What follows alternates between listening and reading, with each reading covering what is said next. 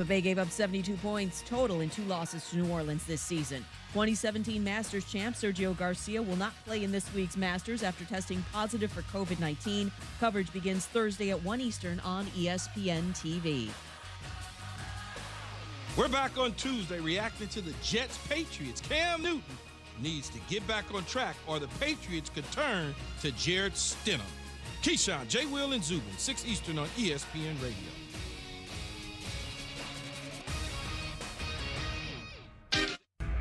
Broadcasting live from the ESPN 690 Anajar and Levine studios. This is Action Sports Jax on ESPN 690 with Brent Martineau and Austin Lane.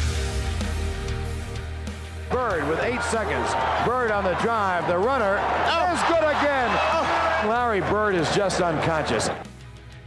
Why? Well, hang on. Before I say anything, is he okay? He's fine. He's fine. Larry's fine. He's fine. He's not sick or anything like that? No announcements? Okay, so the next question, why? Well, a couple of reasons. We fill this show up with Kyler Murray love all the time. As we should, because he's the hot topic right now. He's the trending topic, if you will. Did you watch the game? Hey. Lost. Wasn't his fault. Loser. Wait, it wasn't his fault. Doesn't know how to win games. Hey, it wasn't his fault. Brent, wasn't his fault. And MVPs lose games sometimes. That's Russell Wilson yesterday. Sometimes. Sometimes, yeah. Go on, though. Not the Miami Dolphins. Go on, though. No, that's Larry Bird because happy birthday to Austin Lane. Good old 33, baby. Larry Bird. Had to give him a little shout out. Me or him? No, you. Oh, okay. Yeah. Bird with 8 seconds. Bird on the drive. The runner is good again. Larry Bird is just unconscious. Yeah, Larry Bird, greatest player of all time. Oh, I mean, come on Ever now. to put Converses on? Maybe that. Dr. J was pretty good, too. Well, He says, thank you, man. Larry and I text quite a bit. And I would have set up for Scottie Pippen. Say thank you. I would have set up for a Scottie Pippen. Okay. Probably the best 33 of all time. Would have set up for a Scottie Pippen. But I guess, with funding, whatever's going on, we'll settle for a Larry Bird instead. No. So anyway, Thank you, happy man. birthday to Austin Lane. Appreciate it. Nice touch there. We don't know what to get you. We thought maybe some honey. Maybe a gift card to the Busy Bee. Yeah. I don't know what else to get Austin Lane. Hey, just you being here on time was enough for me, Brent. I'm on a streak. Yeah, you're not too bad, man. Hey, just to let you know, Wednesday, just so this is on the record, okay? Okay. Wednesday, we're going to be on the road at Fields Cadillac in Orange Park. Yep. So that's where the show is. All right. Okay. Hey, just to let you know, on the go ahead record. and text me that Wednesday morning, please. Yeah. Don't say it to me right now, okay? Hey. A lot's going to happen between this time right now and Wednesday. I know. So I'm going to need you to text me that on Wednesday morning. I will. Okay. I think. And then I'll see you at Fields Cadillac. Awesome. Maybe. Can we test drive some new Absolutely. Escalades? Nice. Let's do it. Cool. All right, so we will be there on Wednesday. Let's get the scheduling out of the way. Hey, it's not a miserable Monday in Jacksonville. It's kind of a meh Monday. I am at the depths of this right now that it's not even close to a miserable Monday. Remember when I said a couple weeks ago, there's a W column, there's an L column, there's an E column. Put it in the E column, baby. Yeah. Entertaining. Cool. Entertaining. Cool, That's man. a pretty good football game, actually, Sunday. Was an entertaining game. Yeah. Yes.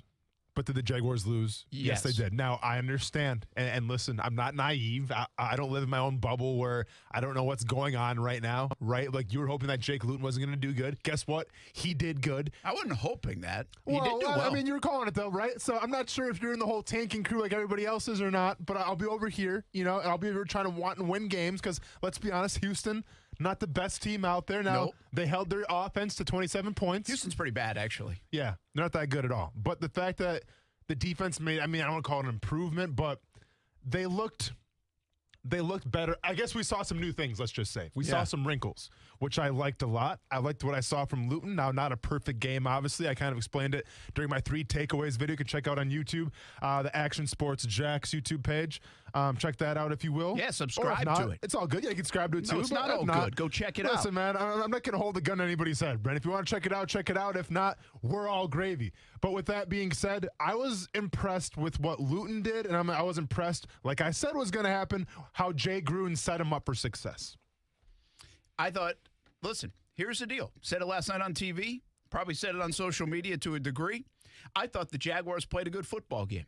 I thought their offense played a good football game. They had a rookie quarterback who I thought far exceeded my expectations, and he had over 300 yards. Heck, he ran a touchdown in. The guy I didn't think could even move. James Robinson ran for 100 yards. They didn't give up on the run. DJ Chark, 146 yards. They targeted him a dozen times. I've been asking for that. I thought Jay Gruden was terrific. I thought he absolutely had a great day. I thought their defense played about as well as they could play. Miles Jack is out of his mind. I thought they've got pressure on Deshaun Watson, and Watson did his thing, got away from it a couple times. I thought they did look a little bit different, had a wrinkle here or there with some of the pressure that they pulled. You'll have to explain that a little bit more. Yeah. So I think the Jaguars played well offensively, defensively. Heck, they kicked the 59-yard field goal. And I thought they coached well coming out of the bye week. This is the reality. That is not a good team.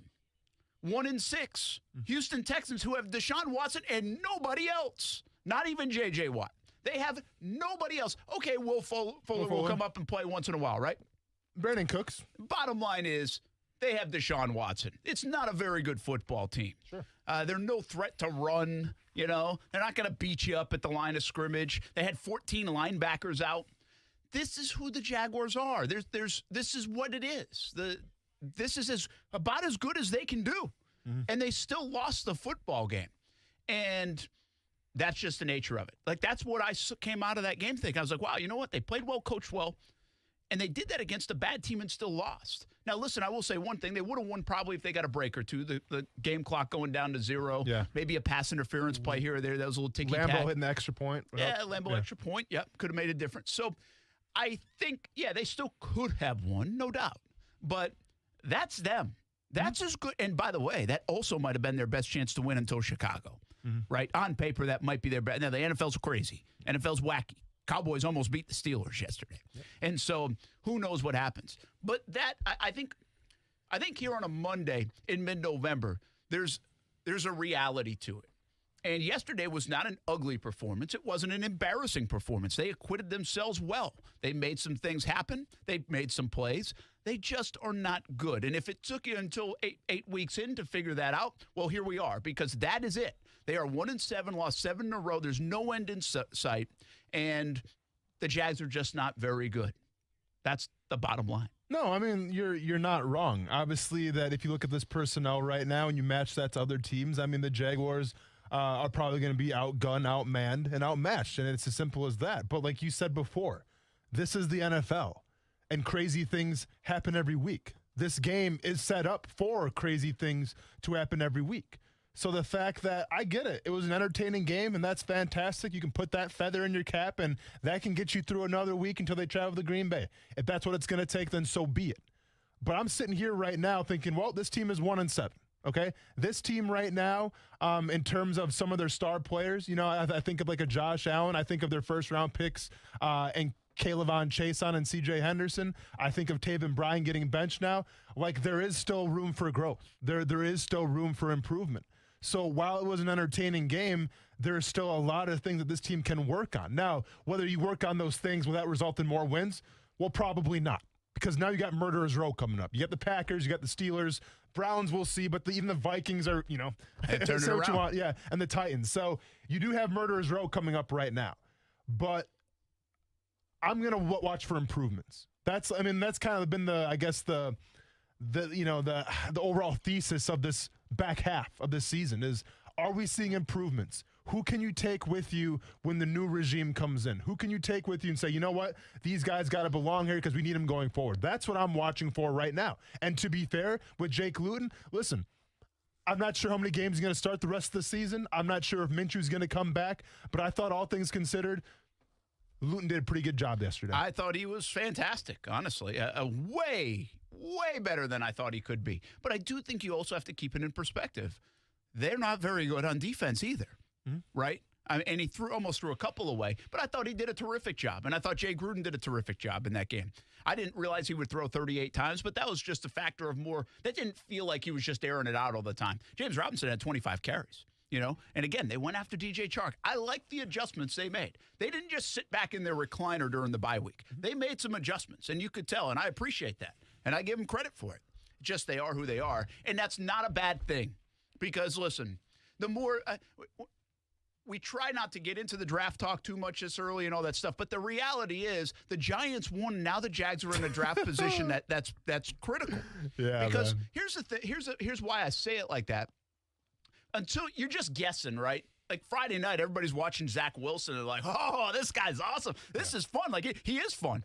But when you're sitting in the 3-hole, you're like, well, wait a minute. If those two guys go off the board, then is it Trey Lance? Is it Zach Wilson? Your mind wanders about that. Jags do have 2 first-round picks. Do you slide up? Well, here's the bottom line. As they sit right now, and who knows, by next week they might not. Mm-hmm. By later tonight they might sit in the first spot. Mm-hmm. Who knows? So while they sit right here, I gave it a lot of thought this weekend. It's like, this is ridiculous. We're sitting here, or some of us are, and saying, man, that's great. Okay, now they're going to have the number 1 or number 2 pick. But it's kind of like what you're doing. It's like what you're doing right now. Yeah, no, I'm guilty of it. Yeah. But the bottom line, Austin, is there's just been a dozen years of this around here. Yeah. And the one way to really change your franchise, your city, the feel, maybe even the culture, all those kind of things, is to go get a guy that is ballyhooed as one of the best. And there's 2 of those guys in the draft coming up. There's no doubt Trevor Lawrence, and there really doesn't look like there's no doubt Justin Fields. There's a drop. You can start asking questions about other guys. Talk a little bit about Zach Wilson today, but you can ask questions about those guys. This has a chance to look at what Tua has done. Look at what Kyler Murray is doing. Look at what Lamar Jackson has done. Look what Joe Burrow looks like he's on the doorstep of doing. But where was Jackson taken? Jackson is a later guy. Yeah, that's an innovative, out-of-the-box move by them. That worked. Sure. And already on a good team, by the way. They didn't need to be the Jags and flip it around. They didn't need to be the Raiders or the Bills and flip it around, right? They could win with a variety of different quarterbacks. Yeah. They didn't need Lamar Jackson necessarily. Mm-hmm. They took a chance on him. So that's a fair point where they picked him. But these other guys are top guys. These other guys, in my opinion, they don't just change your football team. They change the mentality of your city, the fan base, everything else, what's in the building. And this place needs a new mentality. They need a change in mentality. And so, we'll investigate that for the next couple of months, and where the Jags sit and if they have an opportunity to get these guys. But that is the long view. That's reality. Sundays you want to win. I get it.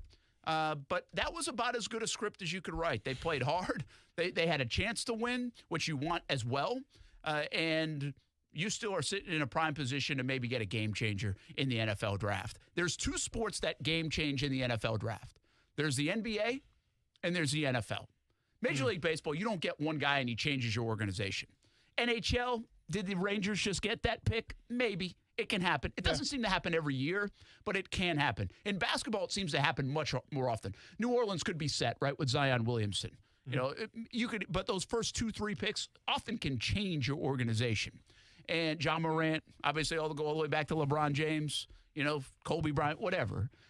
We have all these different examples of it. NBA and NFL, I think, are those. And so if you look at it in that perspective, that's what we're left with. And there's a sunny side to this down the road now that the Jags are sitting in one of those top 2 spots. No. That is, along with the Jags not being good, that's the reality that I understand players, coaches, people in the building don't want to talk about, shouldn't talk about. I get it. I respect it. But it is the bottom line. Listen, that's cool. That's not how I'm going to approach what I'm doing here. That's not how I'm going to approach what I speak about on the radio. Because, listen, you can say Tua Tagovailoa is changing the Dolphins, and that's cool. I can argue that Justin Herbert right now is the best quarterback of that draft, and he was taken 3rd of that draft in terms of quarterbacks. Yep. Right when Burrow, when Tua, and then it went Justin Herbert. Yeah. So all once 3 again, look pretty good. Yeah, but let's be honest. Everyone was talking about Burrow number 1, and then it was Tua, and then Herbert was the number 3. No one was saying take Herbert at number 1. I didn't hear one person say Herbert was going to be the best quarterback this year of that draft class. Except maybe me when I say he's going to win Rookie of the Year, but we'll see. Regardless of that, though, a little humble brag there. I'm not going to come in here and say, well, you know what? The silver lining is that the Jaguars lost and the Giants won. Okay? I'm not going to do that because I'm not in the business of wishful thinking. I'm not in the business of, well, hopefully the Jets lose tonight and that way the Jaguars can win the draft. No, listen, I'm going to comment on what I see on the field and break that down. I'm going to comment what's going on in the locker room, the psychology of that team, yada, yada, yada. But the last thing I'm going to do is say, hey, they lost the game, but guess what? It's all good because they're probably picking top 2. If you're truly a Jaguars, front office member, you should already know who you want as a quarterback. Now, once again, whether that scouting department's going to be around next year or not, whether Dave Caldwell's going to be gone, there should be a good idea right now of the plans in place of who you're going to bring in. Whether that is Trevor Lawrence, whether it is maybe Trey Lance, whether it is Wilson, whether it is Fields, you should have a good idea already. And the fact that you got 2 picks for your draft capital in the first round, that helps you out as well, okay? But I'm not going to sit here and, be wishful thinking. Hopefully the Jaguars can lose all these rest of the games, and then maybe the Jets can maybe lose a couple more games, maybe win a couple more. Like, I'm not in that business, man. Yeah. I'm just not going to do it. I'm going to hope this team wins every single week because I know what it's like to be in that locker room. They're not going to be quitting on themselves. I hope the coaches aren't quitting, and I think by the fact that you started Luton shows that you're not quitting on your team, and I'm going to be hoping for wins. I get what you're saying where the quarterback changes everything, and after a decade of suffering, maybe finally one of these quarterbacks can put you over. But I can also point and say sometimes history shows it takes more than a quarterback. Well, listen, I appreciate that's good because I'll do that side of it. You got it. Because the bottom line is this is not the fans and everybody else's fault for wondering this and maybe wishing this would be the turnaround. Yeah. This is the Jaguars for all their bad decision-making. And, well, look, I mean, it's from Gene Smith to Mike Mularkey to Shad Khan to Gus Bradley and Dave Caldwell and Tom Coughlin and Doug Marrone, for whoever.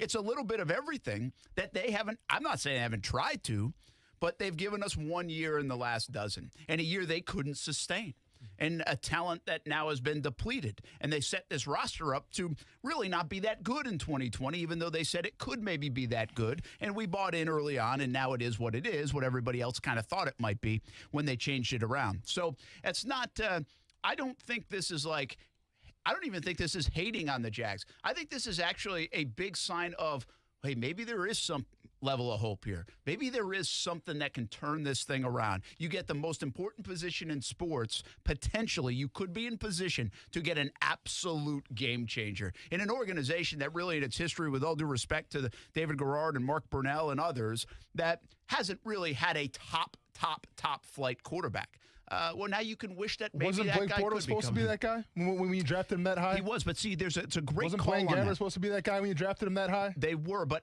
neither one of those guys came with the kind of hype that these two guys will come with.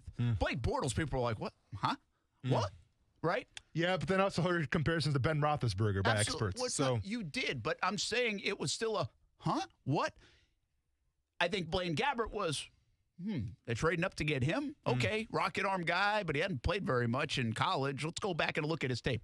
You don't have these problems with these guys. The place will erupt. If you could fill the stadium for the draft and Trevor Lawrence was the pick, the place would unequivocally erupt. Sure. And I think if you get stuck at number 2 and you pick Justin Fields, it would do the exact same thing. There would be no question marks whatsoever. I think the entire city and fan base would be behind those two. That's what I'm talking about. Those guys, Blaine Gabbert and Blake Bortles, sure, they had a chance to grow, mature, be a franchise guy, and then maybe change the city and the franchise. But they didn't come in here right away and, bam, change the franchise. We're talking about a couple of guys that might do that might have the potential to do that from day one before they even take a snap. That's what's different. Like Miami got that this year with Tua. Joe Burrow in Cincinnati felt that right away, knowing the whole offseason they were going to get Joe Burrow. Kyler Murray, I'm not in Arizona, but I'm assuming he's doing that right now. Yeah. To be honest with you, Bortles and Gabbert were more like Josh Allen in Buffalo. It was like, okay, let's wait and see here. And then it was not so good. And now the build has happened. And to Josh Allen's credit, he has done here now in the last year or so exactly what they hoped Bortles and maybe Gabbert would do, develop into that guy, and it looks like Josh Allen is developing into that guy. Absolutely. So I just feel it's a different feeling. It's a totally different feeling if you get one of those top 2 guys. It's the Peyton Manning feeling. Sure. Right? And by the way, that doesn't mean you're safe from busting. No. It could still be the wrong pick. But there's more of a ceiling to change this thing around if you have those 2 guys. That's because I tried to do the same thing. I tried to put it in perspective in my own mind. Like, why are we so excited about these? What makes them different than the Gabberts, from the Bortles, from the other quarterbacks that maybe have been selected? And I think that's it. I think you're talking. I mean, if Trevor Lawrence were to come to Jacksonville, he'd be on every billboard. He'd be in car commercials and every commercials, right? He'd be all of us. It would be, they would talk NFL Network and ESPN and all this stuff, right? Gabbert and Bortles didn't do that. Yeah. That's my point. Yeah. So it would have a different feel. But there's 8 games to go. And let's talk more about the young quarterback, Luton. I mean, could he spoil this for everybody? And really, he played excellent football. Is that a sign of things to come? Is that his ceiling? What he played at the other day, yesterday, that being. We'll talk more about it. It's Austin Lane's birthday. Larry Bird birthday. 33. With that, man. We're not supposed to tell people's age, but Larry Bird it is all day long. We'll be back on ESPN 690.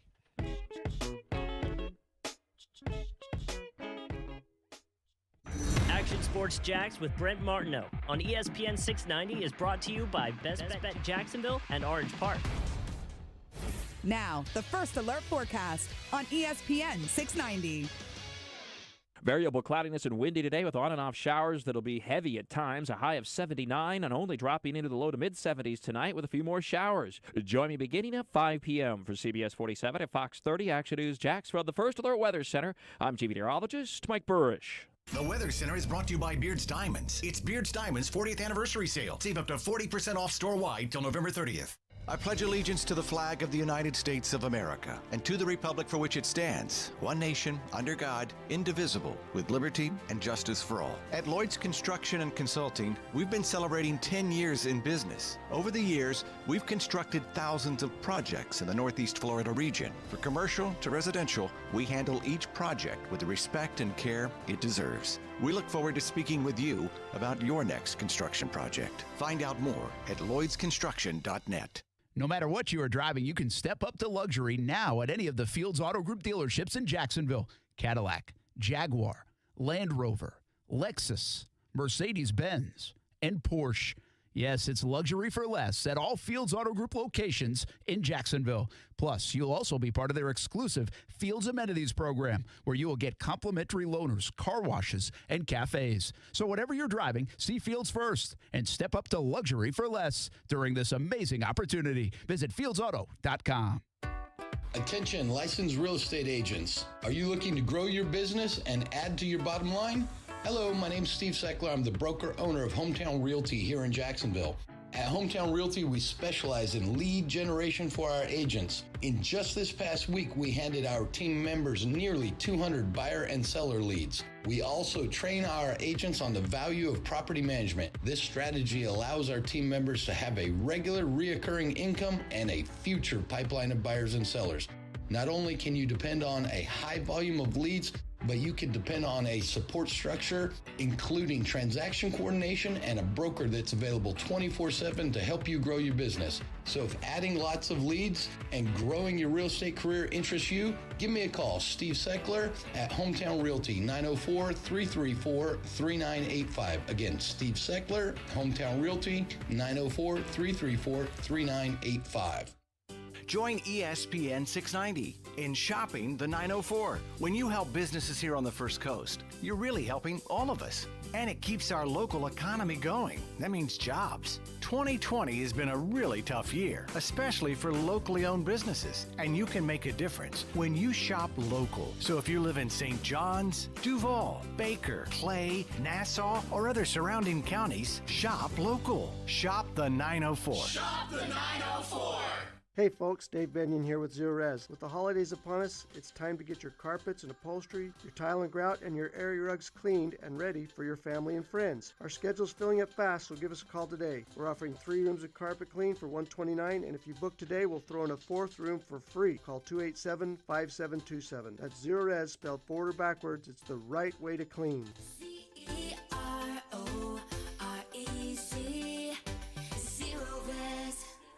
This is Tom Scared for the Borgen Project. Each year, nearly 2 million children die from preventable diseases. Each day, 30,000 people die from hunger. 500 each hour are children. The Borgen Project is turning this around. We need your help. To learn more, go to borgenproject.org. That's BORGEN project.org. Worthless warranties, slimy salespeople, shady subcontractors. It's no wonder people don't trust most roofing companies. At All Pro Roofing and Consulting LLC, we didn't trust them either. That's why we started our own roofing company. With more than 25 years of experience, we offer industry-leading warranties, simple, fair financing, and no subcontractors. Residential, commercial, even multifamily properties. At All Pro Roofing and Consulting, we've got you covered. Learn more at allproroofingllc.com. The Max Kellerman Show. I've seen Lamar Jackson be accurate. What I haven't seen is him ever beating the team he has to beat. When the light shines brightest, how does he play? I think it's a larger problem, a more important problem. Lamar can't play under the most intense pressure. And on a certain level of pressure, Lamar is not Lamar. The Max Kellerman Show, weekdays at 2 Eastern on ESPN Radio and coming to ESPN Plus November 9th. Keyshawn Johnson, Jay Williams, and Zubin Mahente. Diana, I was on my table clipping the nails. No. That's pretty nasty. Keyshawn, Jay, Will, and Zubin. Weekday mornings at 6 Eastern on ESPN Radio. Or streaming live on the ESPN app. Austin Lane. Are we on right now or not? Like our screen? I guess we're good. Brent Martineau. Yeah, you got to go all the way. Yeah, we're back. Thanks for your concern. You're welcome. Action Sports Jax on ESPN 690.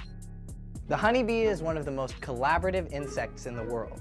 Each hive is comprised of thousands of bees working together in order to build and sustain a colony. Happy birthday. Yeah. To Austin Lane. I think we established that. It's my birthday. The Bee Man. I appreciate it. Is that what we're going with? B Squad. Yeah, that's not good. Why throw that in the new logo? The B Squad. Yeah, there you go. What do you think? I mean, we're creating new logos right now, man. You got me designing stuff. We did like a whole thing where you like come in and you're like it's like, what's the buzz? The like hot topic. Hey, Stuart, I'll be walking out real quick if that's the case. If that's what my life becomes, where I got to come in every day and go, hey, I'm Austin Lane, this is the buzz. I'm not going to lie. No amount of money can keep me on this show, okay? Maybe there's an amount of money, but not the money I'm making right now. Like, if there's only so much I can sell out, you guys. And what's the buzz is going to come with a pretty steep contract. Hey. As long as it turns into green. Yeah. Maybe that's a way to go. I like it, Coos. Happy birthday to Austin Lane. Thank you. Larry Bird and Bees. The Birds and the Bees. Here on ESPN 690 on a Monday. So I didn't even write that down. I just came up with it. That's actually good, man. I'm going to give you that one. That was good. That was good. We're talking about the Jaguars, and the question out there a little bit is, hey, are you okay with what happened yesterday now that that number 2 spot is in hand? Let's talk about Jake Luton. Yeah. Seriously, he was really good. He's really good. Listen, he could have easily had 3 picks. But but outside of those like horrific mistakes, I thought he made a lot of good throws, and I really tipped my hat to Jay Gruden. I thought Jay Gruden did a really nice job with him. I thought they didn't give up on the run. They kept doing it, mixed it in, had some nice long drives, and I thought the kid showed a lot of poise. I think that's what I was most impressed with. Hey, he's got a good arm. Mm-hmm. I mean, it's not like just because you don't play for a bit, you all of a sudden have a bad arm. Mm-hmm. He's got a good arm. Like, we knew that. He can throw the football. So he showcased that. But I really thought the poise was good. I thought he kept his blood pressure down from the beginning of the game where you could have been super ramped up and missed the DJ Chark to the end of the game where you need to deliver a drive. I thought he played really well. Yeah, I mean, listen, he sticks out, right, because of the height and the size. I mean, he looks like your prototypical quarterback, let's just say, and that's no diss to Gardner Minshew, but obviously we talk about Gardner Minshew in terms of his attributes and his abilities. He is on the shorter side. I thought that Luton was never too big for the big moment, right? Or he didn't, I guess to rephrase that, he didn't let the big moment get to him. Let's be honest. This kid had 0 preseason games, all right? And this guy was probably working scout team offense at the very most. So I'm sure in terms of scheme, in terms of all the calls and everything, like, there was a lot of stuff he didn't even know last week. So, like you talked about a little bit, you echoed too, I thought Jay Gruden did a great job of using that short pass game, involving James Robinson, obviously, because he's one of your cogs. He's one of the guys that makes that offense work. And then giving DJ Chark the ball. It's what we talked about. Now, Viska gets hurt early on in the game. I think Viska going out maybe kind of took away a little bit of the game plan, because I think in terms of those short passes, even those screens, I think that's where Viska comes in a little bit. So I think there was a percentage of the offensive game plan that was cast to the wayside when he got hurt. But overall, and I said this in the video, my 3 observations, I thought it was a masterclass calling this week by Jay Gruden. Yeah, I did too. I mean, outside of the 4th and 1 where you don't like it because it didn't work. Yeah. Right? So, I mean, I get that. But and the ironic thing about that, and I just found this out actually last night when someone tweeted this at me. So they put Shaughnessy at fullback. It didn't work out. Shaughnessy let his guy go. Guy gets to Robinson, and the play stopped behind the line of scrimmage. Jaguars turn over the ball. Bruce Miller, a guy who got let go, was the true fullback, obviously. Mm-hmm. And I brought up the question, like, well, then why would you let Bruce Miller go in those situations? Now, it turns out Bruce Miller got popped for PEDs and is sitting 6 games. So I get that point. But once again, like, in those situations there where you know that you need a fullback, then why don't you scour the market for another fullback? And it's no disrespect to Shaughnessy, because you know what? Maybe 7 times out of 10 he makes that play, he blocks the guy, and we're not talking about it, right? But this is the one time where he didn't make that play. And I would feel more confident with a fullback back there that's job is to block at all times, set aside from a tight end who, let's be honest, his primary job is to block on the line of scrimmage and to have receptions, obviously 10 to 15 yards down the field. It's not his job to set up the fullback position and block incoming blitzers. I thought Doug Marrone explained the roster puzzle very nicely earlier in the season when he said, what you got to measure is, okay, how often are you going to use that guy, right? Mm-hmm. It's like, yeah, certainly he could help you. Is he going to help you one play every 3 weeks? Or are you going to keep a guy that's going to get 12 special teams reps instead and probably help you a little bit more, even though people don't notice it? So, and I'm certainly paraphrasing here, but he was talking about that kind of stuff. And I actually believe that's what this move is. I mean, Bruce Miller, he's hardly played anyway. We hardly know. So fullback has hardly played, even though he's been on the roster. I've actually wondered why he is on the roster if you're not going to use him. And so that was the one play in the game yesterday that said, I wish you had a fullback. Well, so what I would say instead is, I get it. You're not going to use him very often. You don't go get another fullback. Then don't call that play. Yeah. Well, don't call that play. Yeah. That's you're playing to your weaknesses if you have to throw O'Shaughnessy back there most likely. Yeah. And so don't do that. Call a different play. So, listen, it didn't work. Plays that don't work, you're going to question it. The bottom line is that didn't work. Fine. Give him an X mark for that. Outside of that, I thought I thought the Jacksonville Jaguars coaching staff, Todd Wash, Jay Gruden, Doug Marrone, and everybody in between coached a good game. Yeah. I really did. I just think it shows you how not good they really are from not good enough, right? They didn't get blown out. They weren't embarrassed. They played hard. They played well at times. They just don't have enough pieces right now. That's the bottom line. My question on Luton is an interesting one. Well, I think it's an interesting one. See, the golf people will know this. When you play golf a lot, you haven't played in a bit, you go out there, and usually that first time out, you actually play better than you thought you'd play. Okay. You know why? Because one, your expectation is low. Yeah. So you're not thinking of things. Now you go play 18 holes and you go out 2 days later and play again. Well, all of a sudden you're like, well, I can fix this a little bit. Or I was doing this well on Tuesday. Let's see if I can do it again on Thursday. And now your expectation raised because you're like, heck, I played pretty good out there. I must have improved while I had this absence, right? Yeah. I wonder that a little bit about Luton. Not for himself, more for us. Are we going to now raise the bar for Luton and say, hey, he's this guy every time? I mean, he's going to throw for 300 yards. Yeah. I mean, he's going to throw that rifle ball down. He's going to be 4 of 7 on the deep ball. He might be able to scamper for a touchdown. So now we're going to do this, but we have to keep this in mind. They played the Houston Texans. They played a bad team, a bad defense, one of the worst defenses in the NFL, a defense that actually had given up like almost the same amount of yards this season as the Jacksonville Jaguars. So I just think we do have to keep it in perspective. I tip my cap to him. I just don't know if we fully know yet. We got to get a little more sample evidence of what he is, and obviously this will be a big test, right? I mean, this will be going to Green Bay. Yeah, and that will be a massive test. Well, to be fair, though, I mean, obviously you're playing on the road now. Green Bay's defense is nothing to worry about, though, either, right? Like, take the 49ers' performance out of it. Like, the 49ers are decimated on their offense. So, Green Bay's defense, and once again, I'll probably get some phone calls of this and, the occasional hate messages, but Green Bay's defense doesn't scare me. Maybe they'll say happy birthday along the way. Yeah, maybe they'll wish me happy birthday as well. But Green Bay's defense does not scare me. When we're talking about rookie quarterbacks, especially the situation that Luton found himself in, listen, it was the ultimate, like, YOLO moment, right? Where it's like, listen, man, no one's expecting anything of you. At least, I mean, I was expecting you to be good. I was expecting a 78-yard touchdown pass, the very first throw of your career. No one was expecting that. But the cool thing about it is when expectations are low, then you can prove, everybody wrong. Now we have a sample size. We have a baseline of what we expect from him. And the most important thing, regardless of what we think, regardless of what we talk about, is that Luton has a base point now, right? He sees the stats. He sees what he did. He's like, all right, I can do this every single game now.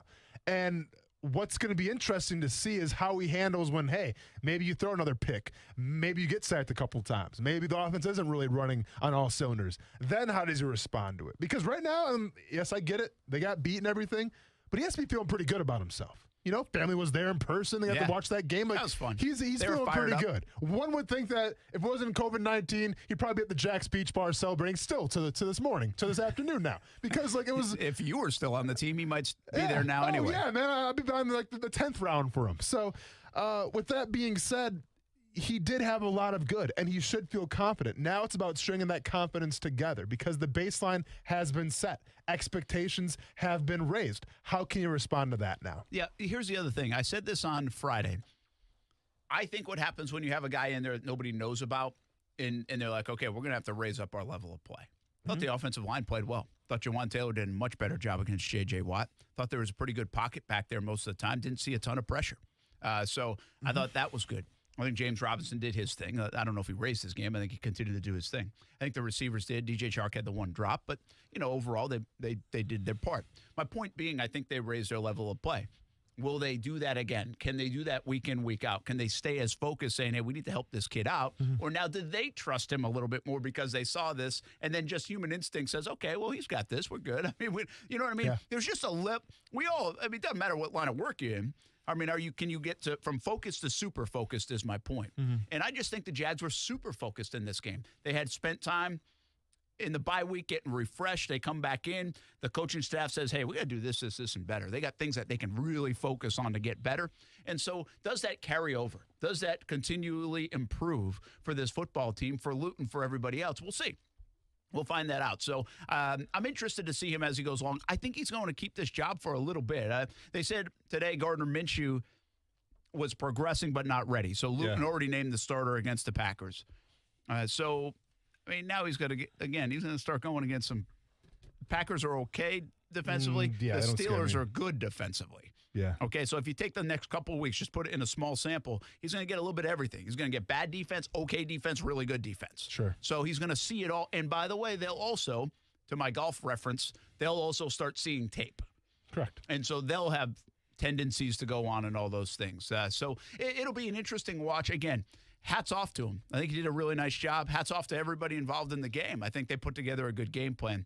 They're just still not there. And with that being said, offensively, they score 25 points. They run for 300. I'm sorry, they pass for 300, run for over 100, have a 100-yard receiver. I mean, could they done anything else offensively? I mean, convert the 4th and 1, hit the 2-point conversion, or kick 2 extra points. Yeah. I mean, outside of that, I thought they did about as good as they could. I mean, you're going to punt it away sometimes. Heck, even Logan Cook was fantastic yesterday. Yeah. Right? I mean, he pinned Logan him Cook, shout out, baby. There he is. So there's the man.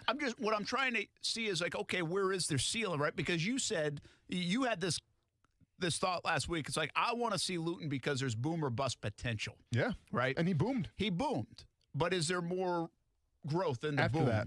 You know? Yeah. I mean, listen, there's a couple of throws he wants to have back, right? There's a turnover there, but I'm not going to nitpick and say, well, you shouldn't. I mean, come on, man. It was your first start of your NFL career. Had to assume a mistake was going to happen, right? That was bound to happen. Overall, from this offense, there's not a lot more that I could have asked from him, honestly. Yeah, I mean, even like the penalties wasn't really a thing. And you know what, to be fair, obviously you make that extra point. We're talking about a different ball game possibly. But who am I to get on Josh Lambo because the guy drained a 59-yard field goal kick, right? So I'm not going to sit here and say, well, yeah, you have to make that extra point. But then, well, you also hit a 59-yard field goal. So I'm just going to keep my mouth shut and hope that your glute feels better because isn't that what he hurt or strained or something? It's around the hip area again. Yeah, something like that. He's done. Yeah. Probably done for the season. Well, and then the kicker carousel continues. Yes, it does. Onward it falls. There's not much more I can ask of this team. When we talk about, we'll break this down later on in the week.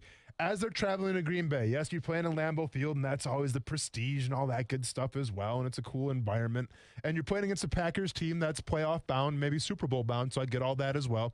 They have you on the personnel, hands down.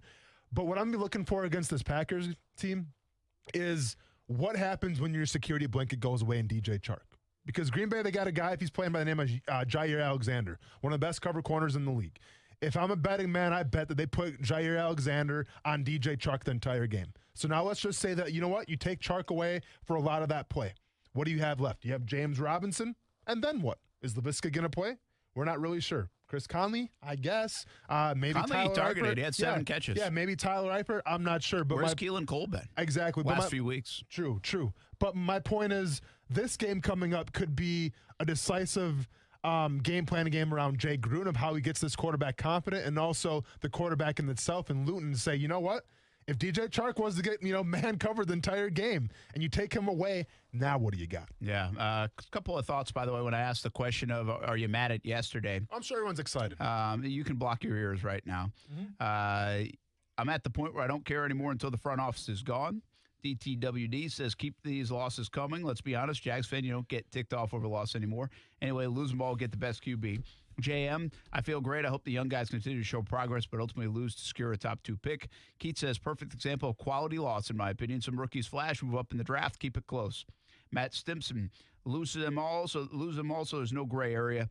And Con has to clean house and bring in new GM and coaches. Burn it to the ground. So people are pumped. Yeah, First Coast Bellbird said, when asked about Luton, wasn't bad for his first start. Thinks he's better than Minshew from a physical tool standpoint. There's no doubt about it. He's got a better arm than Minshew. Mm-hmm. Did you come away from that game thinking he's a better quarterback than Minshew? No. I mean, is that a little unfair to Gardner? That's definitely unfair right now. And the ultimate question comes down to, so going forward, when if Minshew, I should say, comes back healthy and ready to play again, what do you do? Do you keep Luton in there, or do you go back to Gardner Minshew? And I think at this point, regarding the season, I mean, I think Minshew still gives you the best chance to win. So obviously, if you're on the fan of tanking, you don't want to see Minshew back in there. You know how I feel about it. I know that I'm in the minority when I say this, but I think Minshew gives you the best chance to win. So I would put him back in because I at least think he's earned that right. I think Minshew's earned the right to finish this season. I think he's put in the work and the investment, and now let him ride this whole thing out. Let's be clear. Let's be honest with ourselves, okay? If we take Luton and give him the next 2 weeks. Mm-hmm. Packers and Steelers. And let's just say Gardner needs that time to rest up and heal. And he's ready to go against the Cleveland Browns. I think, first of all, that's a sample now that Luton might not be coming off a 27, 25, 300-yard performance game, right? So you've probably seen a few more warts by then, potentially. Or you've seen some really good things, and you're like, well, this isn't even a conversation, right? Because he's on the roll. Yep. I think what's going to be interesting about that decision potentially is it will show you how they feel about what happened with the hand. We don't know, right? That timeline is still goofy to all of us. What exactly happened? How did it happen? You got to keep in mind, Gardner Minshew did not have a procedure, right? It's not like he had surgery. He's got a cast on the thing. Yeah. So I think it will show us how they felt about hiding the injury or what the injury was or how severe, whatever all that stuff happened, whatever unraveled, which we're still mystified about, the timeline of it. I think that will be an interesting indicator when it's time to make the decision. Now, it might be an easy decision. It might be Luton's just playing awful. It might be he's playing great. Yeah. And so you don't have a decision to make. We'll see. So when we come back after this break, we get in the defense a little bit because I found a pretty interesting little tidbit here. And hey, get ready because we have to go get our let's get our Marty McFly sneakers on. We're going back in time. We're going back to 2010, if you will, because I saw a lot of similarities with something that I remember back from 2010 when I was at the Combine getting ready to get drafted. They did some things that looked a little different to me yesterday on defense. I just don't know how to characterize it. It's called the Psycho Package, and we're going to break it down when we get back here on ESPN 690. Psycho Alert next on ESPN 690.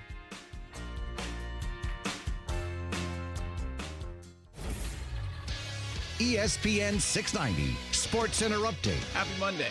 I'm Jake Mitchell. In the NFL, the Jags fell yet again, bringing it to 7 losses in a row, but there was some outstanding play by the rookies on offense. 6th-rounder Jake Luton threw for 304 yards, a touchdown, and then ran in another one with a truck stick and a circle button. And it's just another day at the office for rookie James Robinson, picking up 99 yards and a TD. Here's head coach Doug Marrone on whether or not there's going to be a quarterback controversy in our future. Gardner right now is not throwing, so there's no decision really to make right now. So I'm not I'm not really looking at the future because it's going to take me a while to get over this one. Coach is understandably upset after a missed delay of game call led to the Texans' go-ahead touchdown. And a mark in the L column wasn't the only negative yesterday. Josh Lambo, just back from injury, got hurt again on the last play of the game, which was an onside kick. If you're working from home and want to listen to ESPN, tell your smart speaker to play ESPN 690. Hey, what's up, everybody? It's Austin Land of Action Sports Jags on ESPN 690. If you didn't catch today's episode, I'm not mad at you, not even disappointed, but check out what you missed. What's like the concept? It's like mini games that you kind of compete battle royale style, but it's mini games and you just try to, be the last one standing essentially. Let me try this again. So what is the concept? It'll be English. Check out our podcast on all platforms. Just search ESPN 690. Subscribe to our podcast. Thanks.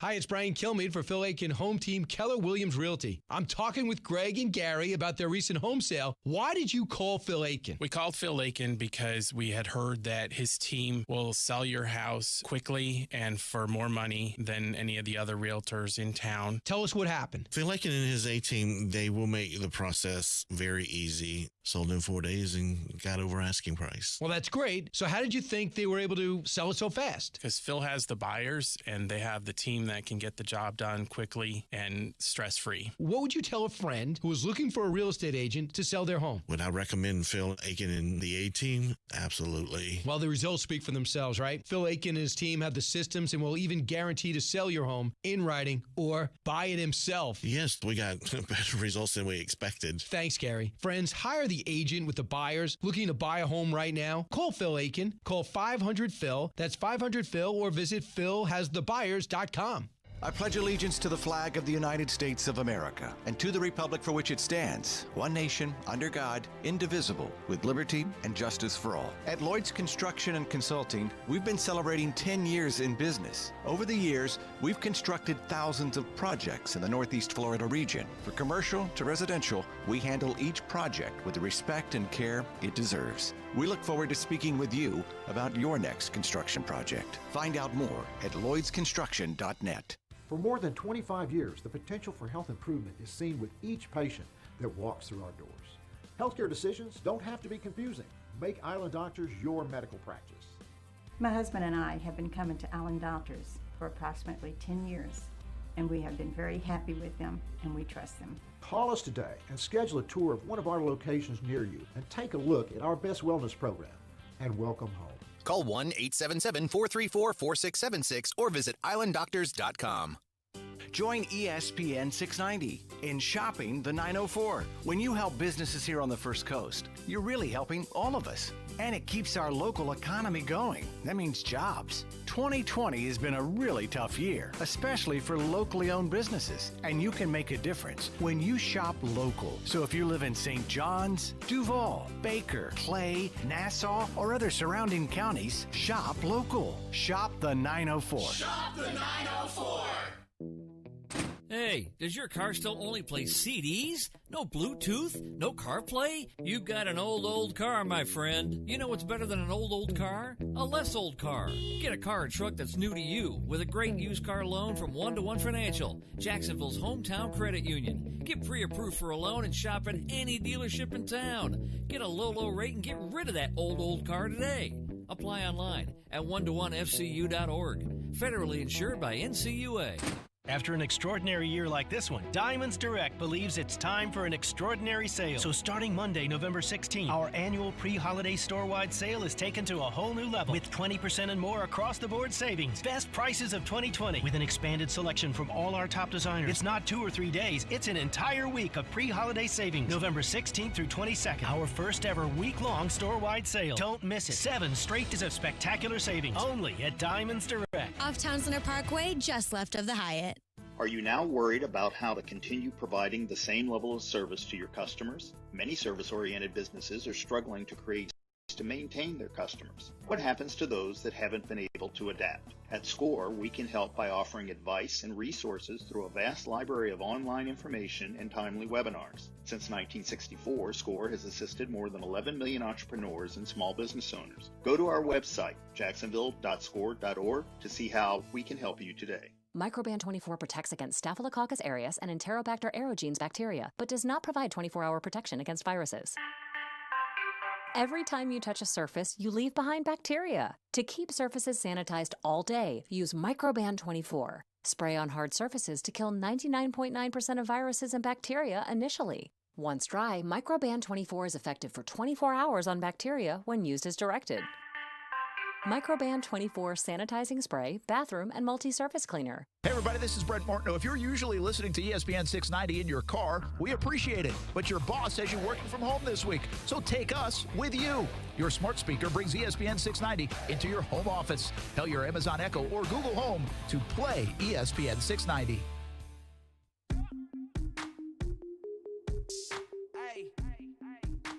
They open the right side. Bird the follow away. He drills it again. You're seeing a great performance as you'll ever see from Larry Bird. You really... Happy 33rd birthday, Austin Lane. Get over it, man. It's going to happen. This is it. I have a tolerance of which I can take, okay? And I'm just saying right now, it's Monday, and I'm already in the red, okay? I'm getting pushed to the limit, and we're just getting... we're not even an hour in yet. Did you almost swear? I almost did. Almost did. So close to swearing, but I dialed it back in like a professional, okay? But I'm getting pretty close. And we still have 2 more hours left. So good luck to everybody. Not just me, but good luck to everybody in here. Cool's talking to you too. Boss man Nick, you just keep doing what you're doing, man. I'm not gonna do anything to you. You're all right. You're writing those checks. I can't do anything to you. But Brent, you know what's up. Birds and the Bees birthday. I like that for you. Yeah, I love it. I mean, can I get a Scottie Pippen for my birthday? We got a Scottie Pippen call? Nah. You're lazy. This really is less about you and more about me. I know. I understand. I'm not naive. You're good. We only have 2 minutes. Let's talk defense. By the way, it is Masters Week. I'll talk about that a little bit later. Happy Masters Week. It keeps getting better on the show. It's unbelievable. Oh, we got golf galore later this week. What's everyone talk about, man? How those greens looking? Going to be a little wet, right? That's going to mean. I'm Bryson thinking, DeChambeau. Listen, since I'm an honorary member at Augusta National. Sure, man. Played it before. Yeah. I'm thinking later in the week just going hole by hole of my round there. So I hope you guys enjoy that. I think I should do a podcast. Would that podcast go well? Just hole by hole. A hole by hole podcast? Hole by hole of my round at Augusta. But then what happens? You get to hole number 18. The show's done. The podcast is done. 18-episode show. So it's like, you ever listen to Serial? Probably not. Yeah. So it's like Serial. Probably not. I love that. Really? Okay. Yeah. It's awesome. You're into it. Yeah, it was really good. Did you listen to season 2? I listened to the one, the Wyoming one. I think that was the first one. I think it was season 2 is pretty good too. Check it out. Because I drove by that place in Wyoming. Oh, dang. And so I was like, Lander, I think it was Lander, Wyoming. Yeah. Okay. Yeah. Well, that's what I'm saying. Do you like a whole Serial thing for 18 episodes, 18 holes? Then I'll go play like Pebble Beach and do the same thing. I'm on to something. Hold on. You didn't hear that, people. I'm doing that. Don't take my idea. It's copywritten. All right. Don't share golf experiences. We're already out. Yeah, we're already out. Wow, what'd you have? We'll talk defense in a bit. Some more golf stuff? Oh, okay. I didn't want you to get into defense. I got you. Let's keep getting into golf. What else? Anything else? You know, tomorrow, we might have to do a GoFundMe for Tiger Tracker. Did you see? No. Tiger Tracker might be like going out of business. Tiger Tracker is like the best follow on Twitter. What do you mean going out of business? They've made changes at the Golf Channel. And what? He tweets what Tiger's doing. Dude. Suck it up and keep doing it. What are we talking about? Well, no, I mean, you got to go get there. You got to get credentialed. Like, he goes to the events. Oh, I thought he just does it at Augusta. Oh, I thought he just does it on TV. Oh, no. Well, just do it. Hey, literally just go on TV, watch the Masters follow Tiger, and do Tiger Tracker. That's the guy's job. He gets paid for it. Well, then you know what? Good. Tiger. Hey. I'm glad it's shutting down. No, He's getting paid for that? It's unbelievable. How much are you getting paid for that? To be honest with you, Tiger should just pay him. Well, that's true. That's a good point. Like, I'm thinking about paying somebody to do it for me. Oh, Brent Tracker? How much do you think Tiger Tracker makes? I don't know. So I have no idea. Wait, so he literally, every single golf event, this guy follows Tiger Woods around the world. Yeah. And I had no idea that was in person. It's unbelievable. Talk more about it later in the week. Yeah, I bet we will. We'll be back. We'll talk some defense next. Plus some college football on ESPN 690. When it comes to buying your next ride, everybody wants to save big. Well, you can with my friends at Arlington Toyota. Right now, they're having their 50% off pre-owned event. You heard right. You can save thousands when you pay up to 50% less MSRP on pre-owned at Arlington. And Arlington's got over 400 vehicles ready for you to choose from. You want to save on a Corolla? Get to Arlington where you can buy a pre-owned 2020 Corolla LE for just $11,991. Everybody loves Camrys. And with up to 50% less, you can get a pre-owned 2020 Camry SE from just $17,991. Now, if you love the RAV4, then get one and save big at Arlington, where a pre-owned 2020 RAV4 XLE can be yours from just $19,991. Leave it to the #1 volume Toyota dealer in Northeast Florida to also give you a 30-day exchange policy with your purchase. That's 30 days to love it or exchange it. It's the 50% off pre-owned event happening right now at Arlington Toyota, 10939 Atlantic Boulevard, or online anytime at arlingtontoyota.com. Visit arlingtontoyota/50off for full offer details. Hey, boss, look at this article from the Crooks R Us newsletter. What you got there, Peaches? It says, disappointed consumers are returning do-it-yourself alarm systems in record numbers. That doesn't surprise me. Once folks realize us crooks love the DIYs, they come to the senses and send them back. Yeah, then they upgrade to a safe touch system and poof, instant crook repellent. You got that right. Oh, but wait till you hear this, boss. These do-it-yourself alarm companies are taking back these alarms from customers and then reselling them as refurbished. Oh, gee, I thought we were shameless. Yeah, but it's good when you think about it. The more DIY systems out there means fewer safe touch systems. True, because we all live by the Crooks R Us motto, stay away from safe touch houses. That's right. Crooks know to stay away from Safe Touch houses. Hi, I'm Lester Jackson, president of Safe Touch Security Systems. No one beats our technology or our price. Call Safe Touch today at 888-723-8682 or go to safetouch.com. State license number EF233. It's time for some straight talk. Look, we all drop our phones. It happens. You fumble it, crack it, splash it. Well, Straight Talk Wireless now offers this new Platinum Unlimited plan that includes phone protection. Just $65 a month for unlimited talk, text, and data, plus 20 gigs of hotspot, 100 gigs of cloud storage, and more. All on the best network. Straight Talk Wireless, no contract, no compromise. See Mobile Protect terms and conditions at Assurion.com/Straight Talk. Limitations and exclusions apply. Get in the zone, AutoZone. Welcome to AutoZone. What are you working on today? Of course we can help you with that oil change. Doing it yourself is a great way to save some money. Right now you can get 5 quarts of Castrol GTX high mileage motor oil and an STP oil filter for just $28.99. And we've got even more ways to get it. Just order online with our next day delivery or free same day store pickup. Getting the job done just got easier. Restrictions at AutoZone.com. Get in the zone, AutoZone. Worthless warranties, slimy salespeople, shady subcontractors. It's no wonder people don't trust most roofing companies. At All Pro Roofing and Consulting LLC, we didn't trust them either. That's why we started our own roofing company. With more than 25 years of experience, we offer industry-leading warranties, simple, fair financing, and no subcontractors. Residential, commercial, even multifamily properties. At All Pro Roofing and Consulting, we've got you covered. Learn more at allproroofingllc.com. One of the easiest ways to offer local kids a great Christmas is through Jewish Family and Community Services. Help us make this holiday season shine. Jewish Family and Community Services. Here for giving, here for Jags.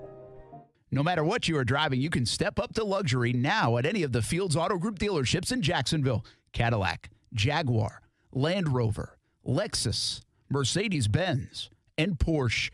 Yes, it's luxury for less at all Fields Auto Group locations in Jacksonville. Plus, you'll also be part of their exclusive Fields Amenities program, where you will get complimentary loaners, car washes, and cafes. So whatever you're driving, see Fields first and step up to luxury for less during this amazing opportunity. Visit fieldsauto.com. ESPN 690 wants you to shop the 904. And by doing that, you keep most of the money and jobs right here on the First Coast. Plus, local businesses give our community its uniqueness and character that makes living on the First Coast so great. Shop the 904. Broadcasting live from the ESPN 690 Anajar and Levine studios. Anajar and Levine Accident Attorneys. Call 904-600-4000. That's 904-600-4000. ESPN 690. Jacksonville's home for ESPN Radio. WOKV Jacksonville. Listen live everywhere you go on ESPN690.com. ESPN 690, a Cox Media Group station.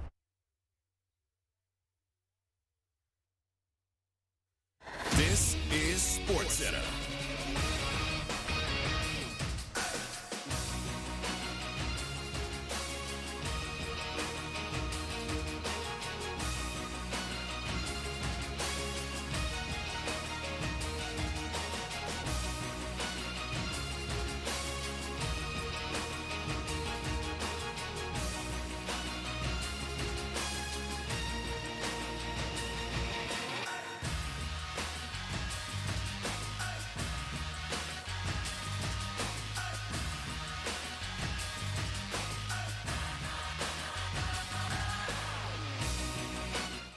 Keyshawn Johnson, Jay Williams, and Zubin Mahente. Notre Dame football, what the hell are we doing? There's a pandemic going on. Your president, John Jenkins, has caught COVID. How do you allow fans to storm the field? This was on the university. 100% on the university, because kids are going to be kids. But this is on the university. Keyshawn, J. Will, and Zubin. Weekday mornings at 6 Eastern on ESPN Radio. Or streaming live on the ESPN app. Hey, everybody, this is Brent Martineau from Action Sports Jax on ESPN 690. Hope you catch the show Monday through Friday from 3 p.m. until 6 p.m. But if you can't catch it, or if you want to go back and listen again, check out the Action Sports Jax on ESPN 690 podcast. Just search ESPN 690 in your podcast app. Broadcasting live from the ESPN 690 Anajar and Levine studios. This is Action Sports Jax on ESPN 690 with Brent Martineau and Austin Lane. There's an oft-repeated fact that the humble bumblebee defies all known laws of physics every time it flaps its tiny little bee wings and ascends to the sky. If you worked out the maths behind the flight of the bumblebee, you'll find that it actually shouldn't be able to fly so long as you don't take into account the fact that it is a bee. What is this guy talking about? Where did you find that guy, Coons? Hey, if you want bee facts, holler at your boy. This guy's just rambling about the flight of the song, the flight of the bumblebee. Well, no, he was claiming that the myth that bumblebees shouldn't be able to fly is false. It was like a 10-minute video. I didn't want to play the whole 10 minutes? thing. Yeah. Wait, there's a myth that bumblebees shouldn't be able to fly? Well, remember the whole thing. If you take in the fact that bumblebee, they shouldn't be able to fly with their little tiny wings, and so. I didn't know that. I expected you to know that. Disappointed. I mean, it why? was a myth. It's not true. Yeah, well, it's not. Hey, Brent, they fly, so it's obviously a myth. That's his whole I don't point. have time for the fake news, conspiracy theorists out there, But though. here's the thing. It was an entire 10-minute video, and at the end, he goes, it's a myth because obviously they can fly. And I went, you could just do that. This is the problem with these people out here. This is why people don't take honeybees seriously. It's because you have these cockamania people over there where it's just check out my conspiracy theory about bees. Nah, man. Stick with us in the pool over here. We got facts, all right? We got interesting things to say. Don't go over there with the yahoos and the wackos talking about conspiracy theories. We don't got time for that, Brent. Bees are too important for that, man. Yeah, bees are very important. So and you got to stop tweeting out that it's my birthday. I'm just trying to get everybody to jump in and wish you a happy birthday. I feel like that's kind of a nice thing to do. You know what? It's gone from a happy birthday to an adequate birthday. And pretty soon we're going to go from a meh birthday. First Coast Bubbler wishes you plenty of Miller High Lifes. Oh, yeah, man. Absolutely. The champagne of beers, if you will. Yeah, I'm going to have a couple of those with my steak tonight. Thank you. Hey, a few things. Did you see Matthew Rank? He said, let's not talk Jags today. Okay. He tweeted at us this morning. Okay. And instead, let's see what he said. No need to talk Jags. Just talk about increasing demand for outdoor fire pits. Oh, I saw this. I was tagged in this. That was fantastic. Yeah. I really do think we're going to start a fire pit club. All two of you? All two of you in the city? Hey, you see. Hey, I mean, hey, coast to coast. Hey, let me ask you this. Kingsbury. Let me ask you this. Did you guys have your fun? Did you have your fun the past week when it was below 60 degrees? Because now we're back to 100% humidity and 80 degrees. Hope you had your fun. It was a little. Hope you had your 2 days. It was a little long. A little warm out there. Yeah. Yesterday. Oh, did you have it going yesterday? No, I'm just saying out there for the game. I even said, come on, it's too hot for November. We need a little breeze here. We need it wasn't palm hot. trees changing colors. Let's get some of that going. Yeah, Can't get any of that. We need a little bit of colder. Yeah. We need snow. We just need a little cooler. Yeah. Sweatshirt weather. It's okay. By the way, if you're just catching in on the day, Dow Jones is off the charts. If you're into that stuff. I'm going to go and check my stuff real quick. Yeah, you might want to. Off the charts good. At one time gained 1,700 points today. I don't know if that's still the case. Has it gone down? No, it's going good for some people, I guess. Some people it's not going so good for. Well, I can tell you this. If you had Pfizer, it's going well. Why? Would they come out with some new... You didn't see that today? No. What the heck's this guy been doing? I'm 32 years old. I'm 33 now. What do I need to know about Pfizer for? I'm good. Because they're about to end vaccine. coronavirus. Yeah. Oh, for real? Yeah, they came out with a 90% Let me check. vaccine. So they stopped making Viagra, now they're on something new. Whatever. Both work. A ton of stuff, yeah. As long as both work. Speaking of, well, never mind.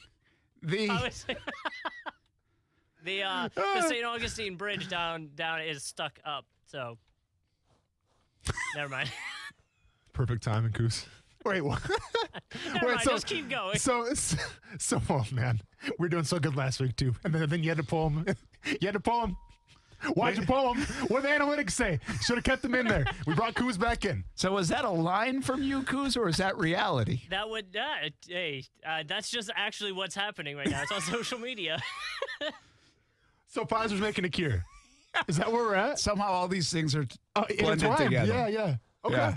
So it's an injection pill? What are we talking? Oh, listen, I don't know all that stuff, all right? Oh, you guys are bringing news to the table. Let's do our research. What did you do all day to not to know that? Stay off social media, first of all, because it's my birthday. I don't want any happy birthdays. I mean, what have you done on your birthday? What did you do? Go work out? Did you train some people today? I trained people this morning. Yep, I got my own little workout in after that.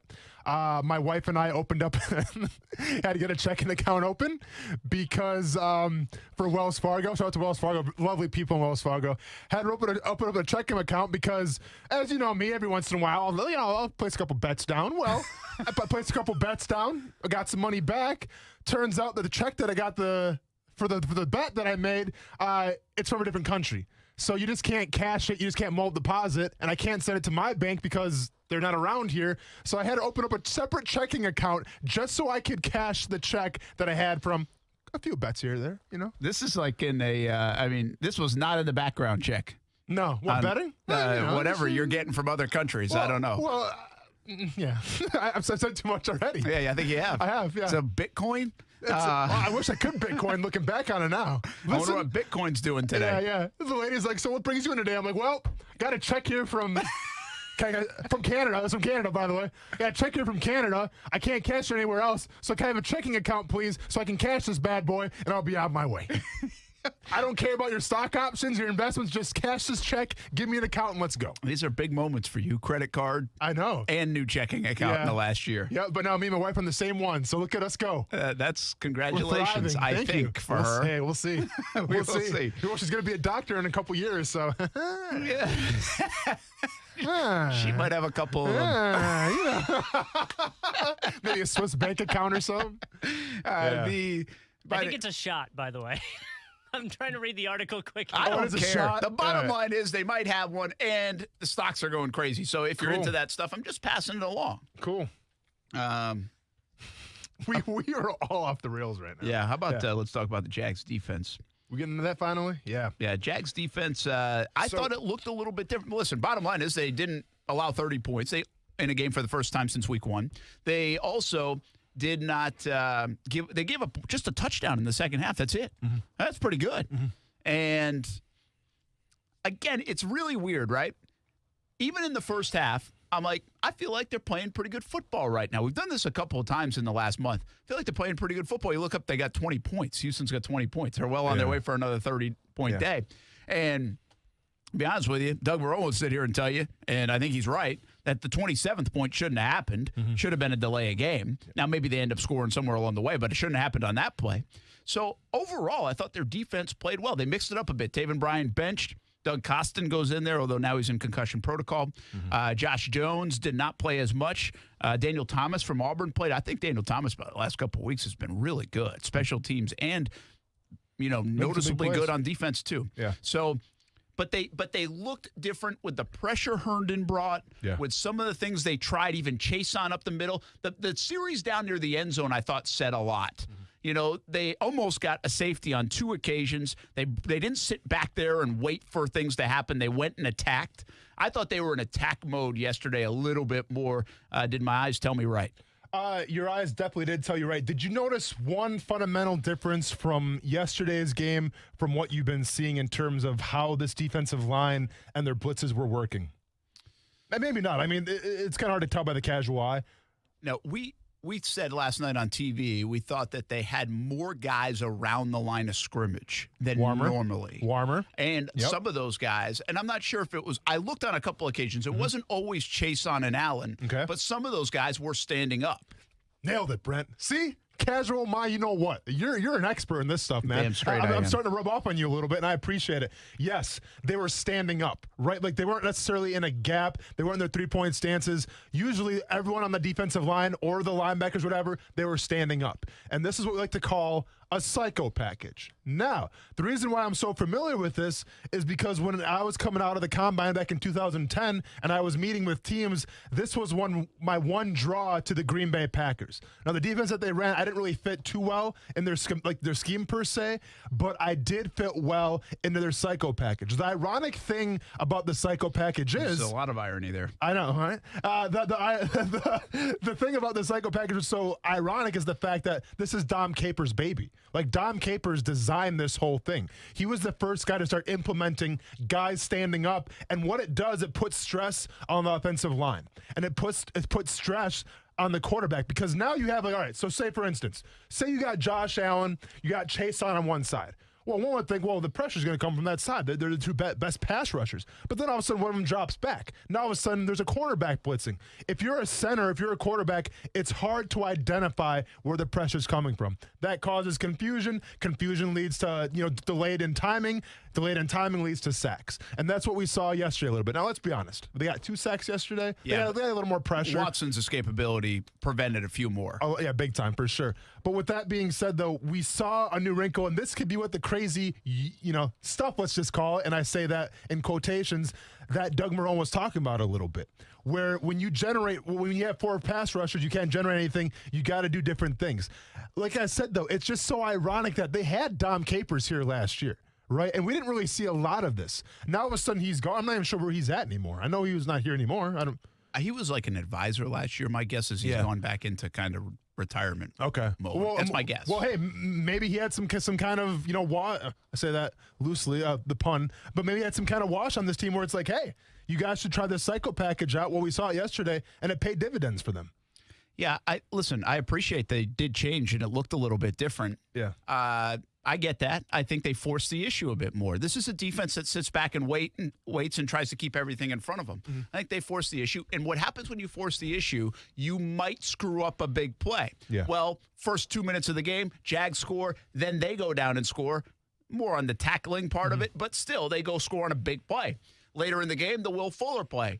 Scored a big play. I'm not saying that's directly related to the psycho package. I'm just telling you that's what the Jags don't want to do under this scheme. Yeah. They don't want to give up that play. Yeah. But I don't mind them taking some chances to create some opportunities and give up that play, because sitting back and waiting has gotten you 30 points or more 6 straight weeks. Yeah. So I appreciate the fact that they did change things. Again, they're void of some talent that they need at certain spots. Mm-hmm. They just aren't talented enough. Mm-hmm. That they did not play poorly on defense, in my opinion. I thought they played pretty well at times. I thought they called a pretty good game. I think they're void of some talent, not void of all talent. They're just void of enough talent to maybe turn yesterday's game plan into like a 13-point effort from Houston. Well, and listen, and the Jaguars aren't the only team that's doing this right now, but there are 2 schools of theory of why this is a good call or a bad call. Now, I think it's a great call because obviously it paid dividends. Now, yes, Deshaun Watson broke that one play where he broke. I forgot who even the tackler was, but he should have been sacked dead to rights. Yeah, he breaks out. Yeah, he broke 4 of them late in the game on the 3rd down. Yeah, but with that being said, though, there's 2 schools of thought here with the psycho package. Now, hopefully they keep on running it because let's be honest, you can run so many different kind of looks from this. Yeah, it's kind of like a 3-4 a little bit, which I've been kind of calling for since they drafted Josh Allen, but it's like a 3-4 on steroids. And like I said, the whole point of this package is to disguise where the blitz is coming from. Sometimes you got nose tackles dropping into coverage. Sometimes there's a 3 technique dropping. Sometimes the defensive end's dropping. Sometimes nobody's dropping. Like, you never know where it's coming from. And as long as everyone's on the same page, you can be successful. 2 things, though, with this thing, and this is why some people don't like using it. Number 1, if you're standing up and you're not in a track stance, well, that takes away from the get-off, right? And a lot of defensive line coaches out there are going to tell you the most important thing about playing defensive line, especially in terms of the pass rush, is your get-off. And some defensive line coaches out there, I might have played for a couple of them, are going to tell you if you stand up and your legs are kind of parallel, that does you no good. All you are a decoy. all you are is a guy that's taking up space. You're not trying to get to the quarterback. If you go back and break those 2 sacks down, there is a little bit of that, right? There is a little bit of cannon fodder where you have defensive tackles kind of just, mirroring a little bit, not really working any kind of moves, but they're getting the offensive line's attention. So that's the first thing. Second thing, mobile quarterbacks, right? Mobile quarterbacks are the future of the NFL. Deshaun Watson, we saw it yesterday. Aaron Rodgers can be mobile in his own right. There's a lot of mobile quarterbacks out there. Lamar Jackson, getting ready to play him as well. With this kind of coverage, with this kind of defense here in that psycho package, it's all about rush lanes. Remember when I've been saying rush lane integrity the past 5-6 weeks where quarterbacks just take off and run? Well, this is amplified now because as opposed to having maybe 4 or 5 rush lanes where, okay, he's blitzing, so be it. No, now you have to take into account, is the cornerback going to blitz? Now you have to take into account, well, where's the 3 technique going to step to? So you have all these rush lanes that you have to make up for. You have to make sure that everyone's on the same page when you run this kind of look. Because if not, and you saw it a little bit with Deshaun Watson, but it could be amplified with Aaron Rodgers, Lamar Jackson, and whatnot. So. Yeah, so it'll be I've got a feeling you might break some of this down on the wall that says it all a little bit later on in the week. I just may, Brent. I just may. Anyway, I like the fact that it was a wrinkle. Yes. Right? Like, to us, it's not like this crazy bleep. Mm-hmm. I don't know if it's that, right? Yeah. You mixed a few personnel, you wrinkle things up a little bit. But to them, I think it is. I mean, again, this is outside of the scheme that Todd Wash normally runs. They don't believe in this. Mm-hmm. They believe in rushing 4 and not doing all this stuff. And they believe in simplicity and rushing 4. That's what this scheme is built on. Yep. And so for them to mix it up again, I tip my cap to them. And now will they continue to do that? Can they have wrinkles? I will say this. 2 guys are, in my opinion, that have really caught my attention. And maybe not the right guys, because there's a couple other guys that I need to catch my attention. Yeah. But Miles Jack is playing out of his mind. It seems like. I mean, I think he's at an all-pro level right now. He is at it. I mean, it's unbelievable. Maybe Miles should never talk to the media again because since he never talked to the media, he's playing the best football of his career. Yeah. And I like Miles, so I'd like you to talk to the media. Yeah, but I'd like to see why I changed all this stuff. But he's playing fantastic. Keep in mind, he's also a big B guy as well. So I like to converse with that. He's a B. See what happens? See what happens? You start doing B stuff? That's a good point. Look at all-pro level right now. And let's be honest. He probably should be an all-pro, except the defense, obviously, as a whole is struggling. So I wonder if he's not going to get the recognition and the accolades that he deserves just because he's on a defense right now that's obviously pressing and struggling. He's a B keeper and a D keeper. Yeah. Speaking of D, how about Devon Hamilton showed up again? Yeah. I am noticing 52. See that first step? How's that treating you? I've told you this a long time. I don't try to lie to you here. I don't need to go check the tape and all that stuff, all right? I don't do that. But I can tell you when a guy stands out, especially if he's in the middle. Yep. And the middle doesn't usually stand out, unless they get back there to make a sack. But 52 is around that quarterback and around that football and around that running back in the backfield, and he is starting to come to life. Now, you get the recovery. It was a great play by Miles Jack. Obviously, Hamilton, that's not even the play I'm talking about. Yep. I'm just saying he is around the football. I might notice him more because he's 52. I was going to say, man, you got to change that number. With all due respect to him, I don't like it, man. I like it. It rubs me the wrong way. All right, let's get Steven in real quick, talk about the defense. Action Sports Shacks on ESPN 690. Happy Monday, Steven. Yeah, not miserable Monday, huh? Nah, not really. I mean, maybe we couldn't make it a miserable Monday on Austin's birthday, Yeah, that would hurt. Well, I had a question, but Austin kind of answered it, that huge psycho package they were running, which I think they should run more of. So he kind of took that question away from me. Sorry about that. That's what we do. Okay, I guess in your opinion, should they consider maybe that against somebody like Aaron Rodgers or maybe Jackson in the coming games? God, you took away my question. Now my mind is just say happy birthday to Austin and get off the phone.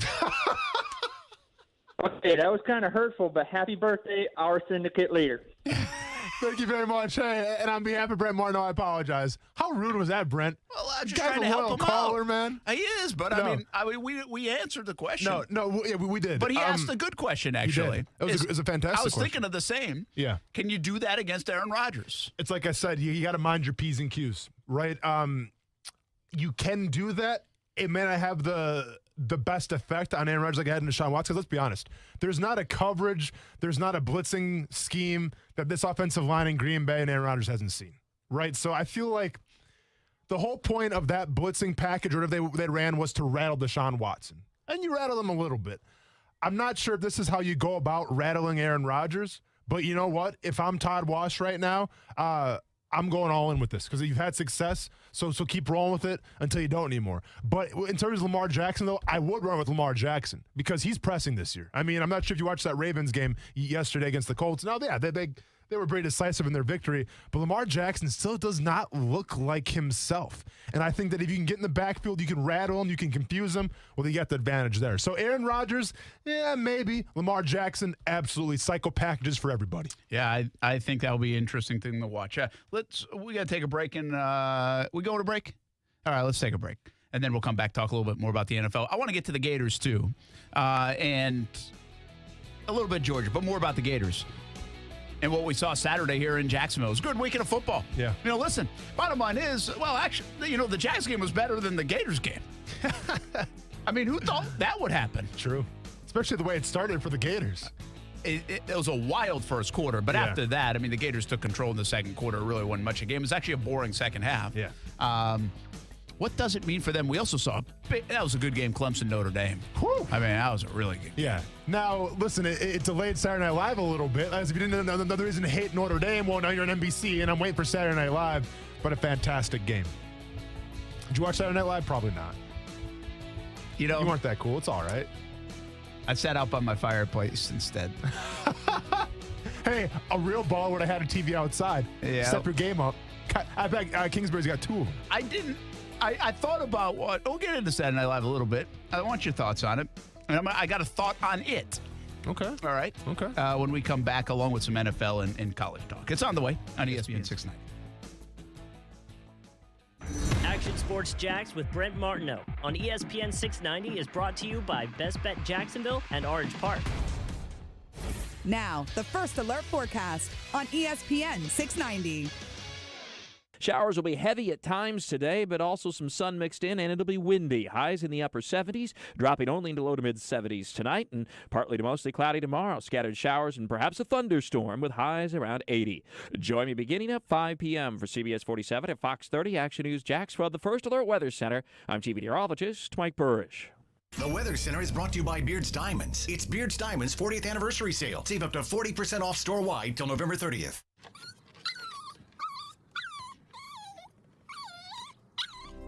After a long day, having my dogs greet me at the door with their silly smiles and wagging tails makes me happy. I want to keep that joy with me for years to come.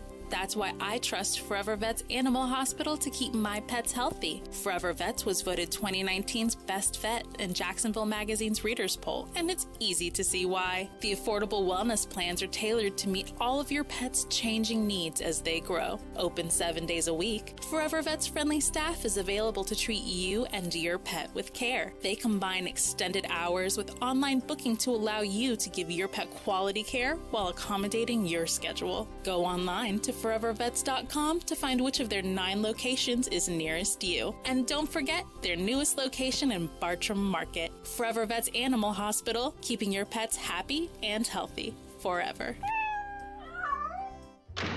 Boss, bad news. You know those ding-dong porch video cameras? You mean the ones we love to hack? Yeah. Well, now SafeTouch has doorbell cameras that are state-of-the-art and virtually hack-proof. What? Hack-proof? Yeah, plus they're motion-activated, and they have two-way audio so homeowners can use the app from anywhere in the world with internet and talk with whoever's at their front door. Oh, great. And I suppose they have high-def recording, too. And boss, right now during the holidays, SafeTouch Security is offering these video doorbells a $229 value for only $49. $49? Well, so much for our porch pirate days. Boss, this could ruin the holidays. Oh, just another reason I hate SafeTouch!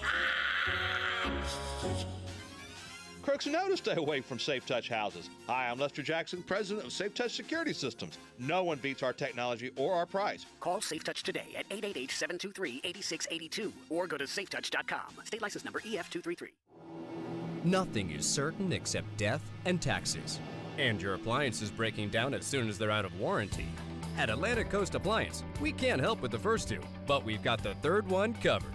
Our factory-trained and certified technicians have been repairing appliances for more than 35 years, with a 90-day warranty on parts and labor and a 100% satisfaction guarantee. For quality repair at a price that's fair, trust Atlantic Coast Appliance. AtlanticCoastAppliance.com. That's AtlanticCoastAppliance.com.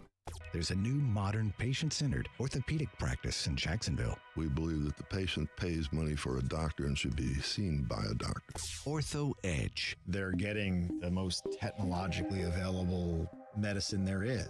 Ortho Edge. You're going to get a much better experience with your physician. We all see our patients. Get the answers right away and more focused care on patients. Find out more about us at orthoedge.com. Ortho Edge. We're in the DePaul building attached to St. Vincent's Medical Center, Riverside. Now this is a stimulus package. You could be driving away in a new Ford F-150 or a Lincoln Aviator from Bozard Ford Lincoln. Watch for the word of the day between 6:30 and 7 during Action News Jax this morning. Text 46757 and you could qualify to win. Plus, every day we're giving away 2 $100 gift cards to the new Ford's Garage restaurant, located outside Bozard's new Lincoln showroom. The Drive and Dine giveaway. Weekday mornings on Action News Jax.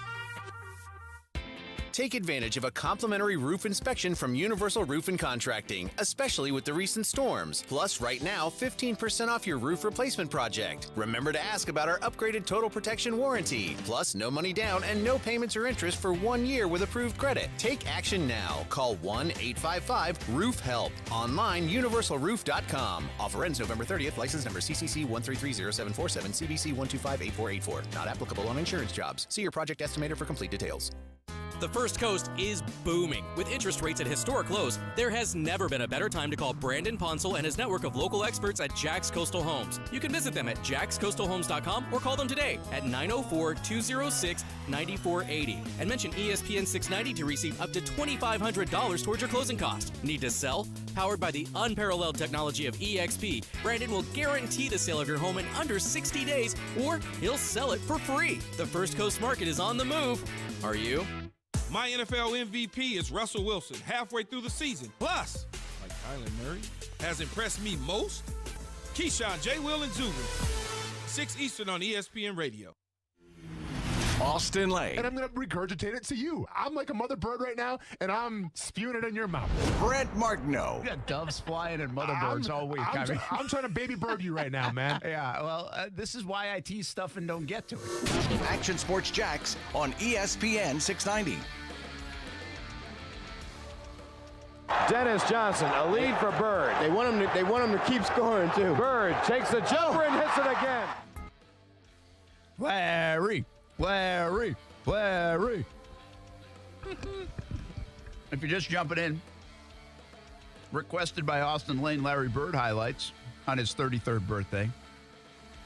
When's that Larry Bird Last Dance documentary coming out? When's that snooze fest gonna drop?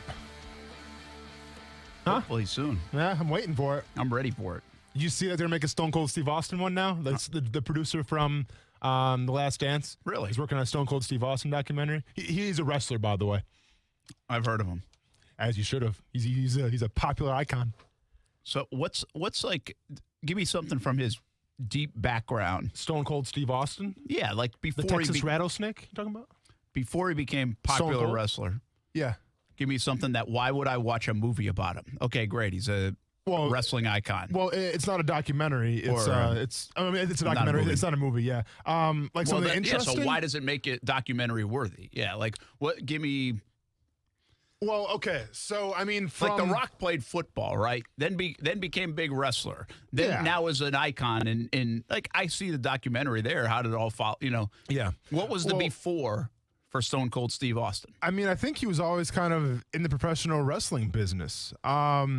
It's funny because a lot of his characters before, like the Stone Cold Steve Austin gimmick, like he's part of like this tag team called the Hollywood Blondes with Brian Pillman, and it was like he was like a pretty boy, and he was like like this real machismo type of dude, and then he changed the whole gimmick around and became Stone Cold Steve Austin, aka like the anti-hero, and. While his story before that, I mean, I'll be honest, I don't know much about his story before that, but what sells the documentary and what makes it so big is because, to me, Stone Cold Steve Austin, even more than The Rock, like, he defined a generation. Like, not only did he define a generation of wrestling, but he defined just like the whole generation of an attitude, right? Where it was like anti-establishment.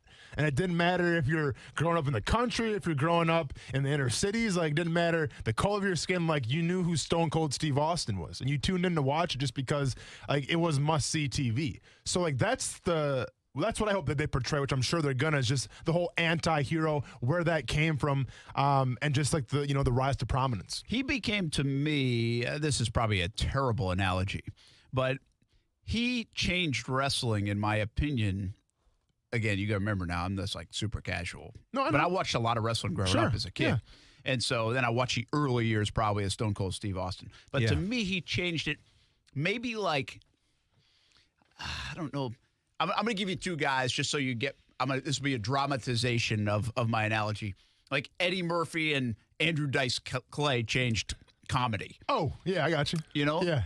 Like the fact that it became no holds barred in wrestling. Yeah, like you could get away with stuff. Who cares if it was on TV on Saturday morning and kids were watching? Like Stone Cold Austin didn't care. He was going to drink a beer on the set or smash one over his head or whatever, right? I mean, that kind of stuff I don't remember until Stone Cold Steve Austin came along. Like, I don't remember that as a kid. Like, it was just kind of wrestling with some of the fun. Well, let's be honest. Like, you had like your Macho Mans and your Hulk Hogans and your. Like, it was very. But that was very all traditional. Talking, Yeah, exactly. Right? It was very traditional. Cutting the promos, things like that. You had the heel. You had the the face. It was very just choreographed and traditional. Clean cut. Exactly. Kinda, right? Well said. Well said. And then you had this guy that's come out and just turn the game on its head. Yeah, I mean, then you started using the bleep machine and stuff like that with them. Yeah. So to me, and I don't know if that's an accurate depiction. No, that's dead on. That's a great assessment. And by the way, I don't know comedy well enough to know if, I mean, I know Andrew Dice Clay really did, but I don't even know if Eddie Murphy would be a good example. But my point, it was no longer clean stuff. I mean, it could be hardcore, block your ears, watch out where the kids are type of stuff. And I think Stone Cold Steve Austin did that a little bit to wrestling, and you kind of wonder, okay, should your kid be watching this right now? For sure. Right? So, no, I'm sure my mom thought that many times as my stepdad and I are watching him drive a Zamboni in Detroit and then, beating the crap out of Vince McMahon, and he gets carried away and arrested, and he comes back again. Like, I remember all those instances, and I think, and let's not get it twisted, he is by far my favorite wrestler of all time and my peak Stone Cold Steve Austin fandom. And I put my mom through a lot, and this is one of those times I put her through something. I got a T-shirt in the mail from WWE headquarters. We ordered it, and it said "Rattlesnake Out of Hell" on the back of it. It was because they call him the Texas Rattlesnake. So it was a rattlesnake head. It had like a red background, and then it had the phrase "Rattlesnake Out of Hell." I was wearing that shirt to school. Now, I knew dang well that when I walked through those doors, I'd probably get in trouble. I might get a referral, probably not going to get suspended, but I knew there's going to be some kind of repercussions. I didn't care. My goal was to see my friend's reaction as I walked through the door with the brand new Stone Cold Steve Austin shirt saying, "Look what Mom let me buy." And I did it. The principal saw it in a heartbeat. I had to turn the shirt inside out, but I didn't care, man, because I had all eyes on me for a little bit. We are going to talk Florida Gators and how good are they after Saturday's game right here in Jacksonville in a moment, but ring the bell for Mississippi State in a not so good way, because they have so many positive tests. Their game against Auburn is off already, and we're here on a Monday. Wow. Okay, so that game is not going to be played. By the way, Texas A&M has shut down practice after receiving multiple tests. LSU's game against Alabama in jeopardy because LSU received multiple tests. They might just not want to play Alabama the way they've looked. And I'm kidding, a little tongue-in-cheek there. But there's a mess right now in the SEC with COVID-19 in terms of how they're going to handle this. So we could see quite a few cancellations coming up. And remember now, there's only one window of opportunity to make up games. Florida's already doing that against LSU on the 12th before the SEC championship game. So it'll be very interesting to see how this impacts college football going forward, or at least the SEC going forward. Again, win percentages could come into play. I mean, listen, Mississippi State and Auburn, probably not much of a game the way Mississippi State's played. LSU and Bama, probably not much of a game anyway, the way that's happened. So we'll keep our eye on it. But that's some of the news coming out of college football today. Also, injury report on future Jaguar Kyle Pitts, tight end of the Florida Gators. You can only hope. He is questionable this coming week against Arkansas with a concussion. Took a big hit. He did. In that game. There was a big hit. There were some serious injuries. Obviously, the touchdown catch injury was gross in that game. So feel bad for that young man. Should they kept on replaying it? Listen, it's been back and forth. We went back and forth. It's an Yeah. interesting thing that nobody – I don't know where that is like where that's come from so recently, right? It feels like this is, don't show it again, don't show it again, don't show it again. So do we not want to see it again because we don't want to see it again? Or are we trying to protect the young man, the person, the athlete from, hey, nobody needs to see that? I don't know. Yeah. I don't know if it's like rated R viewing and we just are uncomfortable seeing it. So everybody's on Twitter saying, please don't show that again. Don't show that again. What are you doing? Yeah. Or if it's like, hey, with respect to the person that's being hurt, let's not show that again. So I don't really know where the people lie. See, I think the TV networks try to shy away from that for both reasons, really. I think they say, hey, people don't need to see this a bunch. The difference of that play is you weren't sure it was a touchdown. And so they kind of had to show it to showcase whether it was a touchdown or not. That's what made that one a little bit different. And obviously it was a pretty gruesome one. Yeah, I mean, I was okay with them showing it because they it was in that's how they broadcast games, man. I mean, they've got a guy in the booth saying, did he score or not? Yeah. Maybe they showed it one or two times too many. I wasn't offended with how they showed it, though, because I thought it had to do with 7 points or not. Yeah, I mean, I don't have the squeamiest of stomachs here, but like when it comes to injuries like that, I mean, I don't have to see that again. And maybe it's for my own selfishness where, dude, anytime I see a leg, turn like that, I mean, it's not. I could see it in live it's action too. That was ugly. And then you see him in pain. I mean, yeah, it's just rough, but then also you feel bad for him, right? And your heart goes out to him. So I think it's a combination of your own selfishness of like, I don't want to see that again. And it's also you feel bad for the gentleman that's got hurt. I think it's like this, though. I mean, you can turn away and that's fine. Like, right? Like, what's the big deal? Watch. But at the same time, I think out of respect to the player, though, like I didn't have to see it 5 times. I would have took the announcer at their word. Okay, it was a touchdown. It was a touchdown. I don't got to see it again. I'll trust your word on this one. Okay, I'll put all my chips and I'll go with you on this one and say I think you're gonna make the right call. Yeah. So I don't have to see the replays over and over again. Nestler even said, he's like, well, I think this is the last time you're going to see it. He was almost like, hey, stop showing it. Yeah. You could sense that was the case. All right, about the game. Listen. We sat here Friday. This did not surprise me. Florida's better. Yeah. They're better offensively. And this is an offensive world. And sure, Georgia's defense built to be pretty good, but it doesn't matter. You can't stop people with good offenses. You can't. You cannot stop them in college football. Dan Mullen's brilliant at calling plays. Kyle Trask and him are on the same page. They have too many weapons. I thought they did a great job against Kadarius Toney, and it didn't matter. They got backups catching balls. I think, boy, by the way, I mean, how about the wheel route? Holy cow. I mean, he created matchups. Give a ton of credit to Dan Mullen. He didn't use his receivers, who are very good. He didn't even use, Pitts as much as I thought he would in the early going. I mean, they ended up getting it to him. It wasn't Toney that was killing the Gators. Yeah. They used the speed of the backs out of the backfield, and then even on a tight end play on one of the touchdowns, to sneak guys out. And the wheel route, in my opinion, if executed, is almost indefensible. It depends what you have. You have to have a fast linebacker.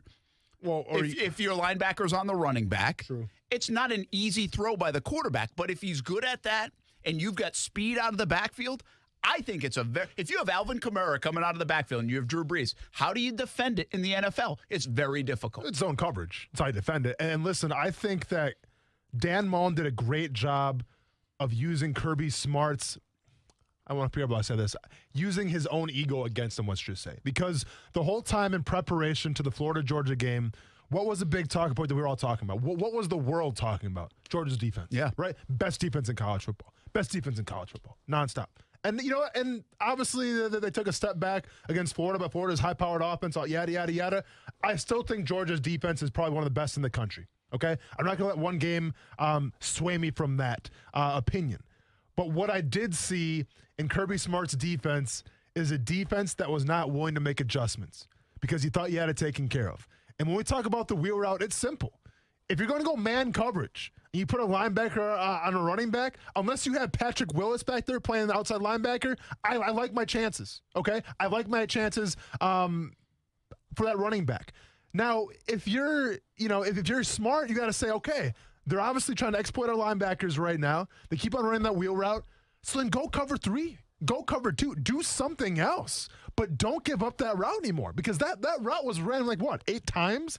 I think 9 times. It was nonstop. It was at least a handful of times. It was a lot of times. So, Good for they kept going back to the well. Because it was working. Smart. Because it was working. So shout out to Dan Mullen for, listen, I'm guilty of this too. I was talking about how Georgia's defense is going to shut him down, yada, yada, yada. Well, they didn't shut him down. A lot of that had to do with winning your one-on-one matchups and Dan Mullen taking what the defense was giving him. All right, so now we know that offense is that good against a good Georgia defense. Listen, we'll talk Georgia later on. The bottom line is they don't have a quarterback. They're no different than Florida State.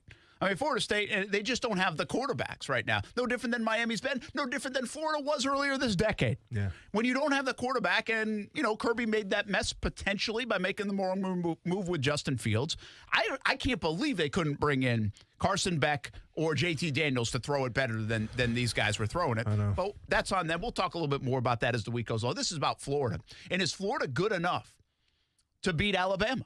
Is Florida now has the SEC East in hand. They're going to Atlanta. Next up, can you beat Alabama?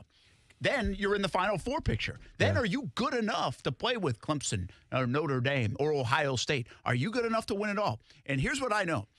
This is an offensive game. Correct. And Florida has just as good of an offense, in my opinion, just as explosive. Now, if we want to pick, get real picky here and there, well, they might not be better at the right guard spot, or they might not have the power running game that I'm okay with that. We can break that down. My point is, if you're going to put a bucket of offenses together, you're going to put Alabama, you're going to put Clemson, you're going to put Florida, you're going to put Ohio State, all in the same bucket. Yeah, sure. And they're in that bucket. And so if they're in that bucket, and they got a guy that might be able to go to New York and win a Heisman, aren't they good enough to win a national title this day and age in college football where, quite frankly, if you're good on offense, it's hard to stop you? No, it is, but I can make a point and say, well, then how come Ole Miss isn't a lot better than what they are right now? Right? Because Ole Miss is one of the best offenses in the country, too. Because sometimes you have bad games. And the reason, by the way, they went toe-to-toe, and they don't have the athletes Alabama and Florida has, but they went toe-to-toe with them because they're that good on offense. Sure, no, absolutely. But at the same time, though, I think at the end of the day, you have to be able to do both things. And this is why I think Alabama is ahead of Florida in terms of how we're talking about offenses. Because Alabama can beat you. They can run the clock out and run the ball, obviously, with probably one of the best running backs in the game of college football right now. And they also still have the receivers, even though they lost their main one, but they still have receivers and a quarterback that can throw the ball deep. It's hard to game plan for. Like, if I'm Alabama right now, I'm saying, all right, we got to stop the explosive plays. We got to stop the wheel route. I'm not too worried about stacking the box against Florida's run. Let's not worry about that. Let's stop in the pass game. Let's get after the quarterback. Let's send some blitzes, yada, yada, yada. But I'm not worried about that run game. That can make a big difference, Brent. I have two common games to look at, Ole Miss and also Georgia. And I don't see much of a difference in the way the games were played with Florida and Alabama. See, I think with the Alabama-Ole Miss game, though, I think a little bit was actually Saban's ego where he's like, I'm not going to slow the game down. Yeah. I'm going to try to out Lane Kiffin, basically. That's what that game came down to. Yeah, listen, I'm a neutral guy. I'm just telling you, they're in the conversation. I'm not sure they're better. We can debate it. But they're in the conversation. They will not. It'll make an interesting game. They faced Alabama like when McElwain won the East or whatever, and they were outmatched. Man, they didn't have a chance. Like it was like an 18-point spread, and it should have been 28. That's not going to be the case. This is a matchup that will be highly entertaining to watch, no doubt about it. What about Clemson, Notre Dame? Is Notre Dame as legit as they looked the other night? I mean, was it Trevor Lawrence or not? We'll find out next on ESPN 690. ESPN 690 Sports Center Update. Happy Monday. I'm Jake Mitchell.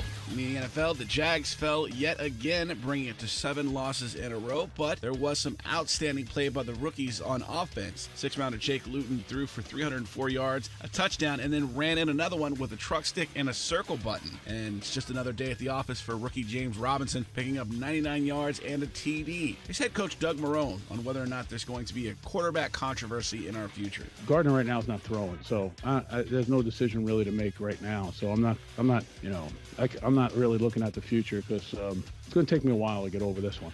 Coach is understandably upset after a missed delay of game call led to the Texans' go-ahead touchdown. And a mark in the L column wasn't the only negative yesterday. Josh Lambo, just back from injury, got hurt again on the last play of the game, which was an onside kick. If you're working from home and want to listen to ESPN, tell your smart speaker to play ESPN 690.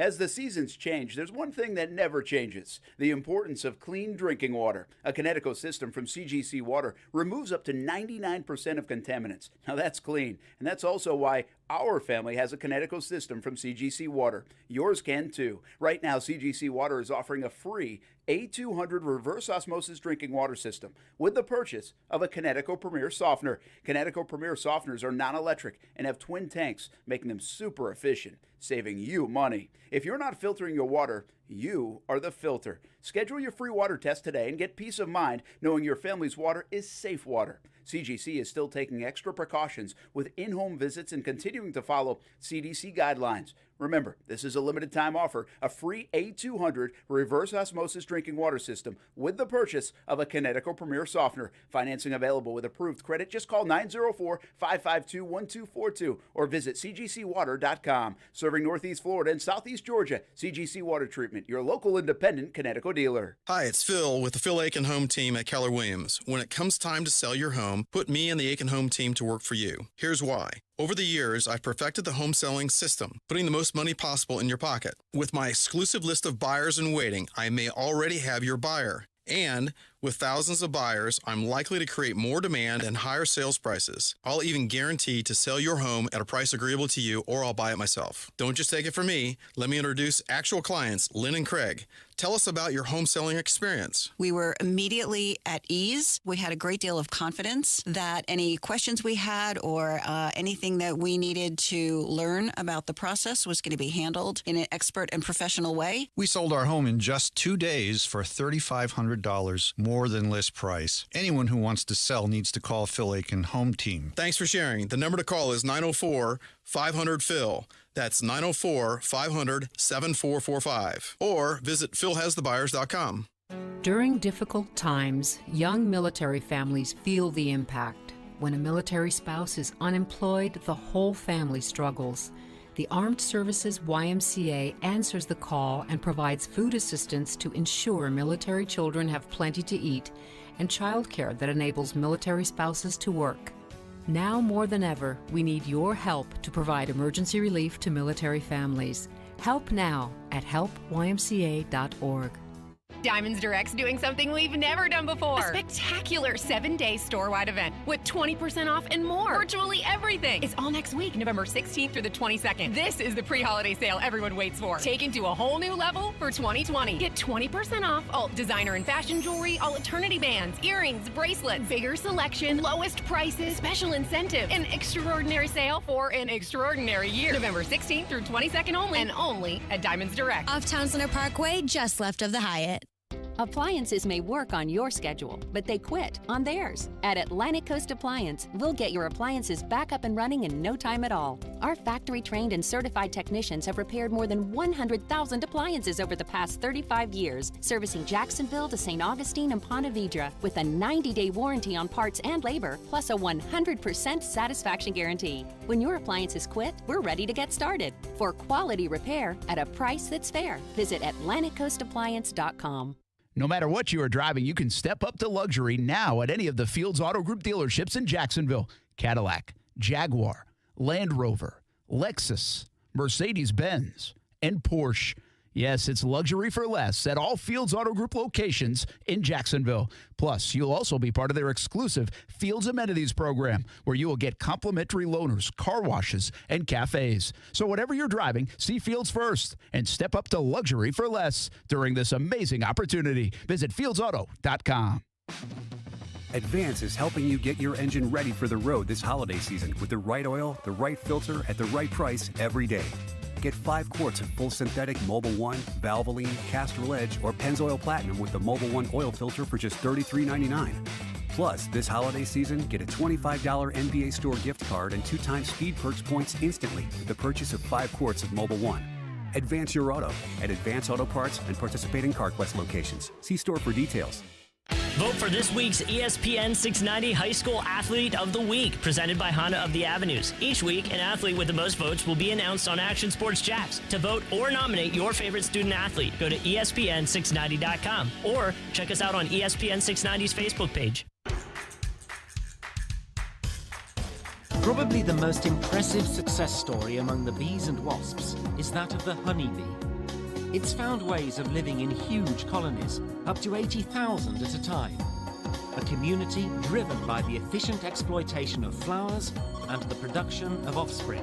Honeybees can even communicate the location of particularly productive flowers to others back in their nest. The Birds and the Bee birthday bash. There you go.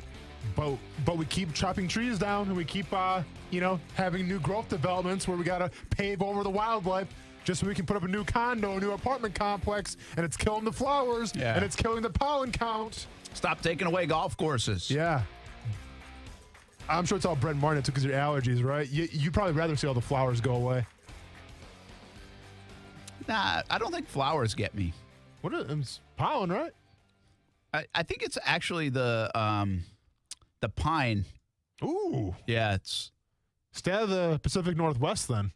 Yeah, but I think that one's a worse one for me. Pine, huh? Yeah, I mean, pollen will get you. I mean, but I feel like it gets a little bit of everything. But I think the pine one might be worse. Okay. I don't know. When I went and got allergy shots or tested, I was allergic to everything. Like everything. It was like, wow, like how have I lived this long? You know? Yeah. I mean, but that's how miserable I was. I had like sinus stuff and the allergies. So I'll be honest, you haven't had that in a while, though. It seems like you're doing great. Knock on wood, man. It's been... Comes in tomorrow. I told you. COVID symptoms. Listen, if I could do one thing over in my life, hopefully Steph's tutoring. Uh-oh. Hey, now, Brent, where are we going with this? It might not be get married. Might not be have kids. Okay. Might not be go to college. Okay. It would be have sinus surgery. Sinus. Like if I had to do one thing over. Yeah. Sinus surgery was a game changer. Yeah. Like, I mean, the other things were game changers too, but yeah. So they say like when you get so if you have like nose surgery, right, you fix like a septum, like hopefully I can fix one day. But like after you're done and you breathe for the first time, it's like you're breathing like completely different. Like is it like it's like night and day, right? Or not so much for you? No, it was. It was. It's more the long term part of it for me. Yeah, that it wasn't. But it wasn't like this aha moment. You know, when like. You know, I can smell again or something. Like I don't want to be over dramatic. It wasn't, but it's. I mean, I seriously. I got to the point where I felt like probably 2 to 3 times a week. Like if you go back and listen to my packages that we've done on TV, stories that that's what we call them, stories that we do on TV, and if you listen to those from like 6 years ago, every one of them, like my voice track in that it's clogged up. Sure, like you can tell. Yeah. And so, like, it was 2 or 3 times. Like, it was miserable. Just miserable. Because I was sneezing and talking and all that. It's hard to breathe, though, I'm sure. It would have been really bad in the pandemic. Yeah. Oh, yeah. Everybody would be like, get away from me. Zero, man. You'd have been an outlier, yeah. But so that's what it changed. Like, I'll have a day or two here or there, but not near to that amount as I knock on wood. Knock on wood for sure. So that's where it's at. Cool. Hey, Notre Dame. Clemson, that was a fun game. Fun game. We ran a little late now, Saturday Night Live and everything, but it's all right. Super fun game. Is Notre Dame good enough to compete for a national title, or was that a one-off? I'm not sold, all right? Really? Call me a hater if you want to. I'm not sold quite yet. Let me see what happens when you got Trevor Lawrence going against you, right? And I get what we're saying. Trevor Lawrence probably on the Heisman voting right now.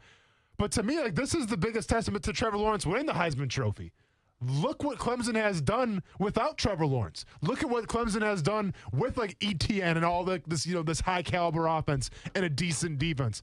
Look how they performed so well without him not being in there. Like to me, Trevor Lawrence sitting out, that is the biggest positive to him winning the Heisman. Is like they've regressed since then.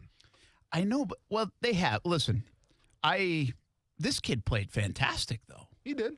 Like he played well. I mean, Big Cinco.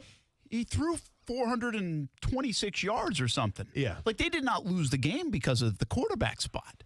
Now, what you don't know, like I had this conversation with Ty. He's like, well, Lawrence would have done better.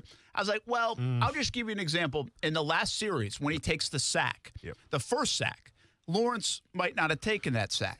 The second sack is like, it was a great effort by Notre Dame, if you remember. Yeah. Jumped over the left tackle. They have a great defensive line. Let's not get that twisted either. No, yeah. But my point is, I wonder if an experienced Lawrence gets help on that side, sees that's coming a little bit before the snap. I don't know. Yeah. But I got to believe he helps you a little bit. Yeah. And I just feel like this kid, they didn't lose because of the kid. They didn't lose because, well, Trevor Lawrence is this and this freshman quarterback's that. Yeah. This kid played well. Before we go to break here, so listening to Dabo Swinney's game plan and like how he approached this week, I don't want him in Jacksonville anymore. Like, if it was going to be a Trevor Lawrence, Dabo Swinney kind of deal, no, Dabo, absolutely not. Because did you know what he was doing? So, like, they toured the campus of Notre Dame. Then they watched Rudy the night before the game. Like, to me, you're putting Notre Dame, like, in this high, prestigious category where they're, like, larger than life. Like, why would you do that?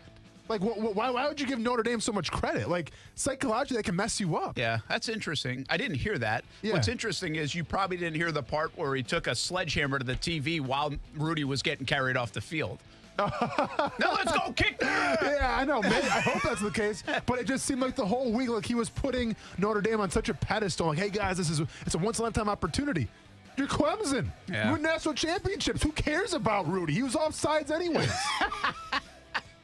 Listen, Brian Kelly, by the way, I think deserves a nod. I think he's done a very good job at Notre Dame. And that was a great win for Brian Kelly. Finally won the big one. That Notre Dame in that situation loses and Clemson finds a way to win. It didn't happen. We'll be back, talk a little bit more about the NFL and the Jags when we come back on ESPN 690.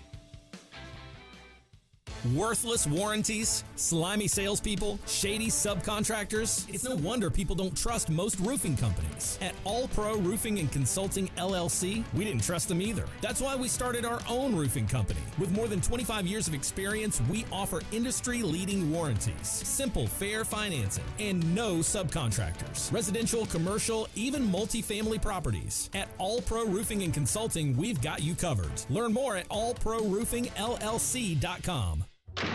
Oh, hey, boss. Hey, what you doing there, sunshine? Well, look at this. I took that plug-and-play alarm system from that house we broke into last night. Okay, what'd you do that for? Those things are worthless. Yeah, pretty much. Simple to install, simple for us to bypass. Simply simple. Yeah. Too bad Safe Touch isn't that simple. Tell me about it. That would make my life less stressful. No two-way communicator, no 45-second or less response time. Yeah, no video monitoring, no Safe Touch app. Jeez, every time I turn around, Safe Touch is up in their game. Ooh, that Lester Jackson. Look at this thing. Why can't everything in life be this simple? Well, if that were the case, we wouldn't have our Crooks or Us motto. Stay away from Safe Touch houses. Yep. Crooks know to stay away from Safe Touch houses. Hi, I'm Lester Jackson, president of Safe Touch Security Systems. No one beats our technology or our price. Call Safe Touch today at 888-723-8682 or go to safetouch.com. State license number EF233. Now this is a stimulus package. You could be driving away in a new Ford F-150 or a Lincoln Aviator from Bozard Ford Lincoln. Watch for the word of the day between 6:30 and 7 during Action News Jax this morning. Text 46757 and you could qualify to win. Plus, every day we're giving away 2 $100 gift cards to the new Ford's Garage restaurant, located outside Bozard's new Lincoln showroom. The Drive and Dine giveaway. Weekday mornings on Action News Jax. Hey, does your car still only play CDs? No Bluetooth? No CarPlay? You've got an old car, my friend. You know what's better than an old car? A less old car. Get a car or truck that's new to you with a great used car loan from 1-to-1 Financial, Jacksonville's hometown credit union. Get pre-approved for a loan and shop at any dealership in town. Get a low rate and get rid of that old car today. Apply online at 1to1fcu.org. Federally insured by NCUA. College football, it's the game you wake up early on Saturdays for, even though kickoff isn't until 7. The game where the Goodyear blimp becomes a Hall of Famer. The game that goes just beyond school, spirit, fandom, or love of the sport. It's the game where the comebacks happen. It's the game where anything can and will happen as long as you have the drive. Because college football is the game that moves you. We get it because it moves us too. Goodyear, more driven. At the Home Depot, we improve things. This holiday season, we've improved Black Friday. Instead of one day of crazy, we've lowered prices now, and they'll stay low all season. From decorations to dishwashers, wreaths to ratchet sets. So sleep in. you're not going to miss Black Friday. Not one little bit. Black Friday improved. The best prices of the year already here at the Home Depot. How doers get more done. U.S. only, while supplies last. See store for details. The pizza you'll soon be eating contains more than 55 years of tradition. Donato's Pizza started in Columbus, Ohio in 1963 with a commitment to serve delicious, fresh-made premium pizza. Donato's in Jax Beach is still proud to deliver their made-to-order, edge-to-edge goodness right to your door or at their convenient pickup window. Check out their unusually wide variety of options at 904donatos.com. It's no joke when they say they have something for everyone. That's 904donatos.com. Give it a try and see what you think. Michigan State men's basketball coach Tom Izzo's tested positive for the coronavirus. He must isolate for 10 days per Big Ten rules. Associate head coach Dwayne Stevens will lead the team in Izzo's absence. Buccaneers with plenty to sort out after being embarrassed by the Saints last night scored just 3 points despite the return of receiver Chris Godwin from injury and having receiver Antonio Brown in the lineup for the first time. A good amount of blame lies with the Bucs coaching staff, including defensive coordinator Todd Bowles, believes ESPN's Rex Ryan. Look, Todd Bowles, I've been quick to praise him. But you know what? He doesn't understand how you defend against Drew Brees. I can promise you that. Both times had 2 opportunities at it and failed miserably in both these games. Tampa Bay gave up 72 points total in 2 losses this season. Panthers running back Christian McCaffrey, dealing with an injured shoulder, is day-to-day according to the team. Do you own or rent your home? Sure you do. Fortunately, Geico makes it easy to bundle your home and car insurance. It's a good thing, too, because having a home is hard work. Go to geico.com, get a quote, and see how much you could save. Geico.com. Easy.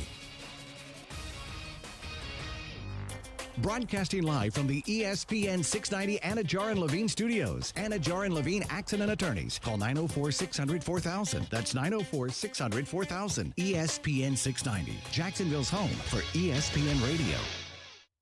WOKV Jacksonville. Listen live everywhere you go on ESPN690.com. ESPN 690, a Cox Media Group station. ESPN 690, the home of the Florida State Seminoles in Jacksonville. Duke goes down to defeat Florida State 79. Duke 74. The basket lays. Oh, it drops. It drops with 1.8 seconds to go. Here's the snap. Winston rolling right. Post to pass on the other. It's caught. It's caught. It's caught. You'll hear Noles football and men's basketball right here on ESPN 690, Jacksonville's home for ESPN Radio and the Florida State Seminoles. Broadcasting live from the ESPN 690 Anajar and Levine studios. This is Action Sports Jacks on ESPN 690 with Brent Martineau and Austin Lane. Bird has 54. There's Bird. Bird, 14 seconds. He got fouled. He hit the shot. Oh, boy. Man, I remember every one of those plays, Larry. Happy birthday to Austin Lane. What are you going to do tonight? Happy Larry Bird Appreciation Day, too, apparently. 33rd birthday, you get Larry Bird treatment. You're a lucky guy, you know. Lucky guy. I'll take Scottie Pippen over many day. What are we going to do tonight? No, you would not. No, probably not. No, you would not. What are we trying? We're trying to win championships. We're trying to sell tickets, marketing. All the above. It doesn't matter. Marketing. I mean, hey, I can tell you this. Marketing. Larry Bird. You can't market a guy from French Lick. Marketing. Did you see those cheesy rap commercials that he did with Magic Johnson? You know what I'm talking about? Where he dropped those bars? All I remember is McDonald's commercial with Magic Johnson. And he had Michael Jordan one too, didn't he? I think he got added into it, but it was initially a Magic Johnson. He probably got graphically put into it. No. Because we got to get the other audience. You know what I'm saying? Got to get those 3-point shooters their love too. Get out of here, Brent. That was a great campaign, actually, Magic and Bird. The one where he's rapping is not okay. The McDonald's one is fine. I get that point. The one where he's rapping at the end and completely killed the vibe. Don't co-sign on that. Because next break, hey, for my birthday, I have one birthday request. Find that rap video where Larry Bird's rapping, and we'll come into that segment next. Okay? Which one? You'll find it. I'll show you the shoe commercial. Converse shoe commercial. Larry Bird rapping, or Larry Bird embarrassing himself. Whatever comes up quicker. Not his finest moment. So what I'm gonna do tonight? I'm gonna play some video games. At least Larry didn't ask out of a playoff game. Well, defend yourself. What do you mean by that? Pippen. Yeah. Well, business. It's business, man. Hey, sometimes I'll tweet the competition. Sometimes you ask about a playoff game. People do crazy things when money's on the line. Hey, go. Oh, no, what do you got? No. I'm going to play some video games tonight. That's all I'm doing. Oh, that's what you're doing? Yeah, I forgot I asked that question. Yeah, apparently. This became Larry Bird, more about Larry Bird than it did about your birthday. Yeah. Kuz, welcome back. Thanks. Good to have you. Good to have you. Yeah. Dropped a heck of a line earlier in the show about an hour ago. Yeah, that probably. Yeah, that was good. Gave up a double right off the bat. It's okay. No, we were playing this. So, Kuz, I mean, you haven't been here, but we've been playing the joke the whole week how Stewart, was kind of in the groove a little bit. You know how the Rays decided to take out their pitcher in the 7th, wasn't it? It's in the sixth. I can't even remember now. Yeah, so 73 pitches Yeah, in. so we're having a little joke here how we didn't want to take Stewart out, but here you come in the 6th inning. And so far, it's tied, we'll say. By the way, you see Dodgers test positive for COVID. Oh, yeah, that finally came out 2 weeks later. Good, yeah. Perfect. Under the rug that goes. Yeah. Well, hey, Saturday Night Live, anticipated. Yes. On, guess what, Saturday night. Obviously, it got delayed. Big time. And then I still had to watch I didn't watch the local news, obviously. Yeah, turn that one off. Hey, not going to watch those. Yeah. Nice people over there on the other side of things. Very good. That's a good catch. You're learning. Yeah. You would not have done that a year ago. No, That's some growth. I actually know some people. They're cool. but not as great as Action News Jax. Not even close. Yeah, John Bachman bringing the house. Good but point. with that being said, I had to wait, and that sucked. That was not fun. Was Saturday Night Live fun, worth the wait? Did they deliver? Did you watch it? No. Okay. It was all right. Yeah. But listen, I'm not. What do you want me to tell you, man? Well, I want you to listen. You're you're the guy that couldn't wait for it. You stayed up through some local news on a different station that you shouldn't watch, and you still watched it. I didn't watch the station. Keep in mind, I turned it right off. So I want to know. Listen, you want to know why I didn't watch Saturday Night Live? Yeah. Because I don't watch Saturday Night Live. Sure. Like, I don't. So I wouldn't be a good, obviously I've seen some episodes of Saturday Night Live, but I'm not a religious watcher of it, viewer of it. Mm-hmm. And I was like, okay, I thought about it. I'm like, all right, everybody's talking about Saturday Night Live. Should I go check it out? Yeah. I'm like, it's not going to do much for me. Like, I'm not the guy that knows what every skit is all about. I'm not going to have much of a reference point for it. Yeah. I haven't seen a Saturday Night Live episode probably in a handful of years. I don't even know who's on it right now. Yeah. So I'm just so that's why I was like, whatever. I'm not watching it. But I was interested to get other people's feedback on it. So, and you do watch it a little bit, and you couldn't wait for it probably. And everybody was talking about it on social media. So did it deliver is the question. So to me, it did deliver, and for one reason only. And first of all, let me preface it by saying this.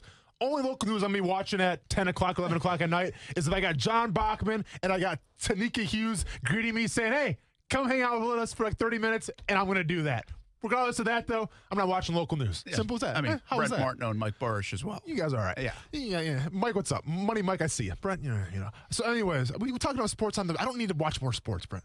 But with Dave Chappelle, it's all about the opening monologue, right? Because what it was essentially a 17-minute stand-up bit, right? And it happened that the stars aligned perfectly from the fact that, Joe Biden obviously, I think was announced, was it Friday or Saturday? No, Saturday. Saturday, yeah. Joe Biden was announced president.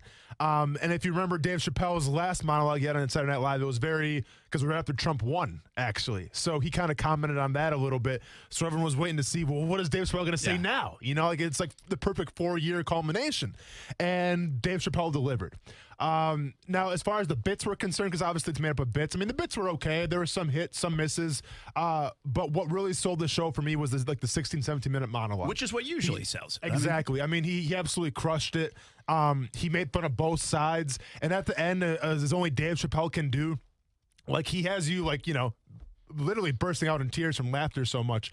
But then he always leaves you with a thought-provoking thing at the end. Yeah, I saw that bit. Yeah. That was a 90-second thing. It was well done. And I thought it was very well done. I think he covered all sides. And they dropped the mic. But I thought he covered all sides very well. And I left entertained, but also a little bit inspired. Yeah. Here's the thought I said to somebody on Dave Chappelle. He's so good and so well. Think about your favorite actor or your favorite musician or whatever. And it's like, how did Dave Chappelle do it? Well, Dave Chappelle could sit there and say nothing for 15 minutes and people would find it funny and good. Sure. That's who he is, Yeah. right? You're never going to say, hey, that was bad. No. Because never. he usually delivers. He's always good. But the people that really love him, really love him. Yeah. You know? Yeah. And I really love him. So it's hard for me as somebody who doesn't, I don't follow Chappelle to that degree. I've seen him before. Yeah. But I don't watch Saturday Night Live like many people do religiously. Yeah. Well, then I was trying to just get some perspective on it. But it's a tough one to put in perspective because, Chappelle usually hits a home run. He does. And he was probably the perfect guy in that spot for it. Yep. So a lot of the work had been done, I think, by Saturday Night Live to have Chappelle there that weekend and ready to roll based on what you just said about 4 years ago and everything else. And the good thing, the way I do it, or look at it from Chappelle's standpoint, is nobody, it's no holds barred, man. No. Nobody's safe. Yeah. Which I kind of appreciate. You gotta love it, right? And they have Chris Rock actually this coming Saturday, so it's gonna be like a back-to-back, hey, no holds barred, and I appreciate that. There's always gonna be a special place in my heart for Dave Chappelle, because obviously I grew up with Chappelle's show, right? Like that changed the game of television. All the quotables that you could use from that show, and just, it was pure entertainment, and I'm lucky to grow up when I did during that time. But I'll always have a soft spot in my heart for Dave Chappelle, because during training camp, training camp was always a stressful time for me. And I'm a very high energy type of guy already. At the time, I was definitely like an overthinker and a high anxiety person. Didn't really discover meditation or any of that yet. So I'd be in bed at training camp, before, and then I'll be like, man, I can't sleep. And it became a problem, man. I was like CJ Henderson, except I was trying to go to sleep and I couldn't.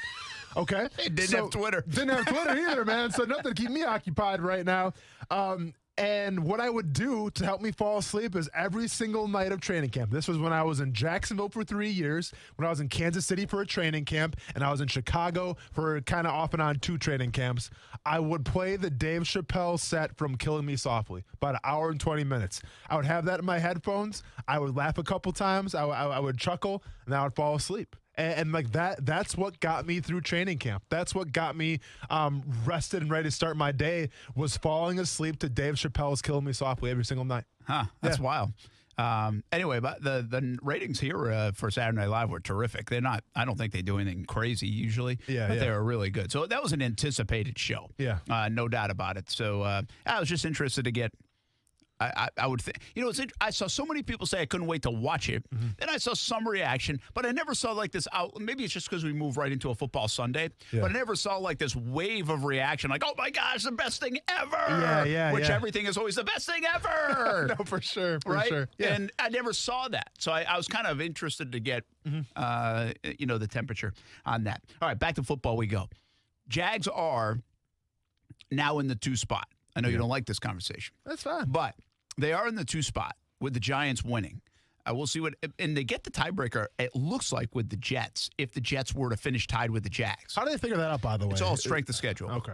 It's it's the strength of schedule. So, and the Jaguars would be in a favorable spot. At least that's how people have kind of worked it out. Still a little too early to tell because there's a lot of games to be played, so you don't know who's bad and who's good. Like Minnesota looked bad at first, but now they're looking better. Yeah. So we'll have to see. Bottom line is, right now they are in the 2 spot, and you know what? We could get to a point where 2 wins could still keep you in the 2 spot. Sure. We could get to that point because keep in mind, Cincinnati has 2 wins. Well, they have a tie, so they're ahead of the Jags or behind the Jags, however you want to look at it. And they also beat the Jags, so the Jags would get the pick before them. Sure. I think Dallas has 2 wins. Giants have 2 wins. Washington has 2 wins. They could all still win another game in that division. So that would take out 4 teams if they were to do that. Yeah. The Patriots, I don't think anybody thinks they're going to be stuck on 2 wins. They've got the Jets twice. Yeah. So that Unless would Bill take. Belichick wants them to. Well, that's an interesting scenario. We'll find out. Yeah. And I think it will depend on how they do against the Jets. But so then after that, there's Houston. Well, Houston has the advantage now. They've swept them. Yeah. Brent's been doing his homework here for tanking. I like it. The Chargers, I still think, even though they don't know how to win a game, They are 2-6, but way better than that. They've got to win another game in the last 8. They're not losing 8 in a row. I mean, they're and by the way, they literally wouldn't want a quarterback away from winning the game yesterday. See Parham again? See our boy Parham doing his thing? I mean, he didn't catch the ball, but yeah. What's interesting is they went to him. They have all these guys. Yeah. Hey, and they went Keenan to him. Allen, Mike Williams. Let's go with our boy Parham. Hunter Henry. Why do we go with the fade? Go with the fade play. Parham. I'm a must take. Imagine him on the Jaguars right now. Whatever. So, to be honest with you, I think the Jags could easily get in a situation, not guaranteed, that they could win another game and still be in the 2 spot. Yeah. Now, if you want the 1 spot, you probably can't win 2. But that's how secure they are right now in the 2 position of the draft. So that brings us to Lawrence Fields. Mm-hmm. We've had these discussions. Everybody knows what Trevor Lawrence is, right? We haven't even seen him the last couple weeks. Yeah. Justin Fields doesn't even miss passes. Yeah. I mean, good. No, are you surprised? Justin Fields good, okay? So Ohio State's always good. So it's like, well, Ohio State's had a lot of quarterbacks that have been good. Troy Smith, nothing. Dwayne Haskins, nothing. Yeah. So you can be good in college, take almost every Big 12 quarterback that's ever played up until Patrick Mahomes and Baker Mayfield, and not be good in the NFL. Yeah. Here's what impresses me about Fields, and I got on this train a little bit in the last couple of weeks, but he had a late jump on the season. Could have had rust, could have been like thrown off timing-wise. The guy's not even throwing incomplete passes. And I understand the Big Ten and who they're playing at might be just okay. Yeah. But, I mean, I'm thoroughly impressed with Justin Fields and what he's doing. Yeah. I think this guy is every bit as special as everybody's talking. You believe the hype? I do believe the hype. I do also subscribe to the fact that this year is different. Defenses aren't really showing up that much, but that's not an excuse for Justin Fields. I mean, the guy still has to make those passes, and he's making every one of them. And I completely agree with you. He's looked fantastic so far. I would still probably edge out Trevor Lawrence over him based on what I've seen so far. Just because, and once again, it's no knock to Justin Fields. To me, it's just it's the win factor, right? Like Lawrence has earned that spot. Yeah. Yeah, no, and nobody's taking it away from him. No, for sure. Now, maybe some people out there will say Justin Fields is a better quarterback. So be it. But I think that winning pedigree, that counts for something. And once again, it's not a knock on Fields. He has an opportunity really to prove himself, right? This is really his second year of being the starter of the Ohio State Buckeyes. So we'll see how he does this year, and maybe he changes my mind. I think, honestly, you can't go wrong with either one. And then I agree with that. Now, I can also say that in the terms of boom or bust, right? Because, that's how I operate too. In the terms of a Luton, if you will, well, then you got like a Zach Wilson. Then you have like a Trey Lance, where it's like, yeah, they're not in the category right now of Fields and Lawrence, but what kind of positions are they going to find themselves in? What kind of situations are they going to go into? Because sometimes the best quarterback isn't necessarily the most talented quarterback. It's the best quarterback that can fit a situation where he has the tools to succeed. And right now in Jacksonville, there's a lot of question marks, right? Because we don't know who's going to be the coach here next year. We don't know what kind of offense we're going to run next year. There's a lot of question marks right now. So it's hard for me to be like 100% excited for the future, whether it's Justin Fields, whether it's Trevor Lawrence, maybe it's Trey Lance, maybe it's Wilson, whoever it's going to be. Just because I have no idea what we're going to be running. And until I know, that's when I can come along with you and be like, I'm excited, man. Like, listen, they're all talented quarterbacks in their own right. But we have to make sure we get the guy that's going to fit the best system of what we're trying to run. I do think these guys, I think Fields will close the gap a little bit on Trevor Lawrence as we get closer to the draft. I think the conversation will pick up, especially if he continues to do this. I mean, he's really been spectacular. And I think the underwritten part, we're going to talk so much about these guys most likely over the next 5 months that I'm not going to waste all the bullets here. But I do think one of the things that intrigues me about both these guys that puts them in a different category, kind of like I was talking at the beginning of the show, why these guys make it feel different for your franchise, city, fan base, culture, everything. That the Jags have a chance potentially to do something they have not had a chance to do in the history of their franchise at this position. And it's because of the way I saw them handle the whole COVID-19 thing and get out in front of it in the offseason when they weren't playing and when they wanted to play and rally people and call other schools and teams and players and whatever it might be, And I thought they took one heck of a leadership role and didn't mind it. Didn't mind the criticism that might come with it. Didn't mind the attention that came with it. And said, hey, if you guys aren't going to make this work, we're going to stand up for ourselves, but we're going to lead the way. Not only as two of the best players in the country, but off the field, we're going to lead the way. I was thoroughly impressed with that. Forefront of that. Both of them. Yeah, both of them. I mean, I'm talking Fields. I saw him on SportsCenter how many times talking about, I think it was the hashtag Let Us Play. Was that the one? Yeah. I mean, Fields was on the forefront of that. I think you're absolutely right. But I give the nod to Lawrence as well because he could have been a guy that played it safe and was like, oh, hey, I ain't touching this. I'm the number 1 overall pick. I'm not doing anything. I mean, if I don't play, I don't play. But he still went out there and was willing to do it. I love that leadership part of those guys. And again, leadership can be a little overvalued at times and those kind of conversations. That's fine. These guys are really talented players too, and they didn't mind putting themselves out there. I like that because when they are going to be the face of a franchise. Whether it's this one or another one, they're going to be a face of the franchise. I don't know if I can say that about guys like Trey Lance, about guys like Zach Wilson. That's not a knock on them. I just don't know them to that degree. These other guys have been out in the spotlight so much. Now, that being said, Zach Wilson the other night is fun. Well, I mean, that's a fun guy to watch. That's a guy, you talk about gunslinger, you talk about moxie, a little bit of an edge.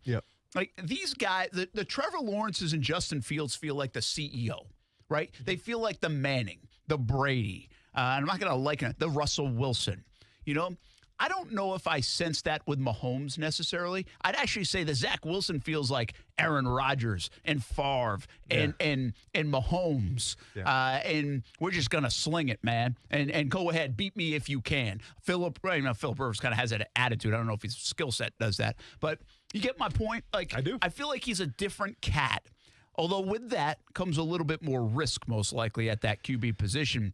That guy's got an arm, though. I mean, he threw the football well the other night. And here's where I'm at with it, right? Where, and this isn't foolproof, but in the history of the NFL, it seems like the teams that have had the most success with the quarterback position and have kind of reached a new echelon are the teams that go to bat for their guy. Now, what do I mean when I say that? Let's go back to 2005. All right, and let's talk about the NFL draft there. Alex Smith was the overall consensus number 1 pick from Utah, right? San Fran grabs him. So be it. Aaron Rodgers drops to, I think, like it was 23 or 24. Now, Green Bay at the time did not need a quarterback, right? They had Brett Favre. Now, he still had, he had a rough season, but he still had at least 3 or 4 more years left, right? And the Packers were on the cusp of going to the playoffs and still going to the Super Bowl. So when they drafted Aaron Rodgers, it was met with a lot of like, well, what are you guys doing? But like he dropped to them at 24, where it's like, well, he was too we loved that guy. We had to get him. I don't care if we got Brett Favre or who we got. Like we loved that guy. Let's go back to Patrick Mahomes' draft class, right? Mitch Trubisky goes for Chicago, gives up the King's ransom to get Mitch Trubisky. We know how that pans out. But the whole census, the whole common theme of that draft was how much Andy Reid loved Patrick Mahomes. He met with him one time, he got him on the board, and Andy Reid's like, we got to get this guy. No matter what anybody says, we're getting Patrick Mahomes. This guy with the movie drafted Kevin Costner. Where he puts the thing out, like, no matter what, we get him. That's what Andy Reid did. Now, all the experts, I wasn't talking about Patrick Mahomes. Experts were talking about Patrick Mahomes. I was talking about Deshaun Watson, right? Maybe Mitch Trubisky. But no one was talking about Patrick Mahomes. So now let's fast forward to this year. We got Trevor Lawrence and we got Justin Fields. Overall, the 1-2 punch, without a doubt, without even question. The only thing I'm going to vouch for is with the Trey Lances, the Zach Wilsons, and who knows, maybe Matt gets up there as well. Is there one guy that we're missing where when the new coaching regime comes in, they're going to go to bat for that guy? No, I'm not saying it's probably going to happen because let's be honest. If the Jaguars pick number 1 or number 2 and you don't take Trevor Lawrence and you don't take Justin Fields, we're going to sit here the next day call you guys crazy, right? We're going to sit here and say you should get your heads checked and let me and Brett Martineau run the GM position, co-GMs, if you will.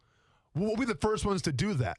But my point is that if you want to think outside the box and you want to build something special, history has shown us that when you go to bat for your guy, even when the whole world's telling you, what are you doing? If you believe in your guy that he's going to fit your system, you go after him. So that's why I think it's so adamant that the Jaguars establish an offensive coordinator and a head coach sooner than later. Yeah, that's a good call. And I agree with you. I like what you're saying there. They might not have much wiggle room in that, especially if they're in the top 2 pick, because it will just feel like a chance.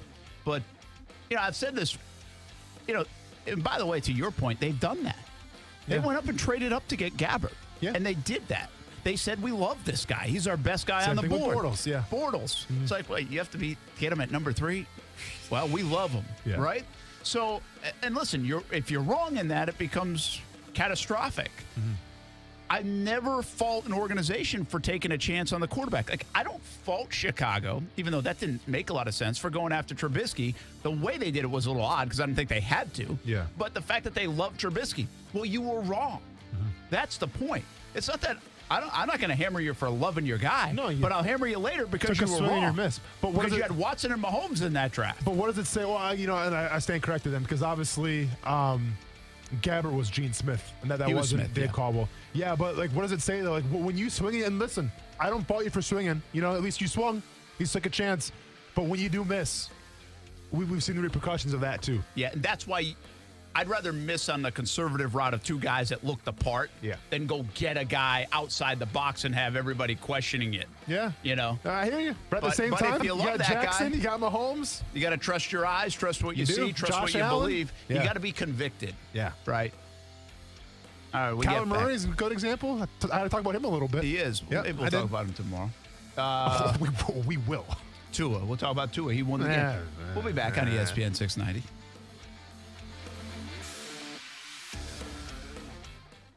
Action Sports Jax with Brent Martineau on ESPN 690 is brought to you by Best Bet Jacksonville and Orange Park. Now, the first alert forecast on ESPN 690. Windy into this evening with a few scattered showers. Temperatures tonight only dropping into the low to mid 70s. From the First Alert Weather Center, I'm Action News Jax Chief Meteorologist Mike Burrish. The Weather Center is brought to you by Beard's Diamonds. It's Beard's Diamonds 40th anniversary sale. Save up to 40% off store-wide till November 30th. Attention, licensed real estate agents. Are you looking to grow your business and add to your bottom line? Hello, my name's Steve Seckler. I'm the broker owner of Hometown Realty here in Jacksonville. At Hometown Realty, we specialize in lead generation for our agents. In just this past week, we handed our team members nearly 200 buyer and seller leads. We also train our agents on the value of property management. This strategy allows our team members to have a regular, reoccurring income and a future pipeline of buyers and sellers. Not only can you depend on a high volume of leads, but you can depend on a support structure, including transaction coordination and a broker that's available 24/7 to help you grow your business. So if adding lots of leads and growing your real estate career interests you, give me a call, Steve Seckler at Hometown Realty, 904-334-3985. Again, Steve Seckler, Hometown Realty, 904-334-3985. For the ones standing guard. For the eagle-eyed. For the knights in shining armor. And for all those who support them. We are Grainger, your experienced safety partner, offering supplies and solutions for every industry, committed to helping keep your facilities safe and your people safer. Call, click Grainger.com/safety, or just stop by. Grainger, for the ones who get it done. It's late at night. Someone enters your home, but you don't know because a cheap piece of electronics failed. Would you ever forgive yourself if a family member was hurt because you chose to trust a do-it-yourself home security system with third-party monitoring? That's why thousands of customers choose SafeTouch Security every day. Your SafeTouch system starts out with a custom design to fit your exclusive needs and is carefully installed by SafeTouch's professionally trained and licensed installers, using only SafeTouch professional-grade UL-approved encryption technology, monitored by SafeTouch's UL Monitoring Center featuring the exclusive SafeTouch two-way communicator, providing the fastest possible emergency response, and backed up by the SafeTouch halo of detection and SafeTouch crash and smash technology, all wrapped up in the SafeTouch guaranteed response time. Don't take a chance. Call now and get SafeTouch's exclusive offer of free equipment with a SafeTouch monitoring agreement. Go to safetouch.com right now for more information. SafeTouch, doing what others can't for over 35 years. Offer to homeowners with approved credit standard installation monitoring agreement. Required terms and conditions may apply. EF 0000233, LVA 004. Nothing is certain except death and taxes. And your appliance is breaking down as soon as they're out of warranty. At Atlantic Coast Appliance, we can't help with the first two, but we've got the third one covered. Our factory-trained and certified technicians have been repairing appliances for more than 35 years, with a 90-day warranty on parts and labor and a 100% satisfaction guarantee. For quality repair at a price that's fair, trust Atlantic Coast Appliance. AtlanticCoastAppliance.com. That's AtlanticCoastAppliance.com. Worthless warranties, slimy salespeople, shady subcontractors. It's no wonder people don't trust most roofing companies. At All Pro Roofing and Consulting LLC, we didn't trust them either. That's why we started our own roofing company. With more than 25 years of experience, we offer industry-leading warranties, simple, fair financing, and no subcontractors. Residential, commercial, even multifamily properties. At All Pro Roofing and Consulting, we've got you covered. Learn more at allproroofingllc.com. For more than 25 years, the potential for health improvement is seen with each patient that walks through our doors. Healthcare decisions don't have to be confusing. Make Island Doctors your medical practice. My husband and I have been coming to Island Doctors for approximately 10 years, and we have been very happy with them, and we trust them. Call us today and schedule a tour of one of our locations near you and take a look at our Best Wellness program. And welcome home. Call 1-877-434-4676 or visit islanddoctors.com.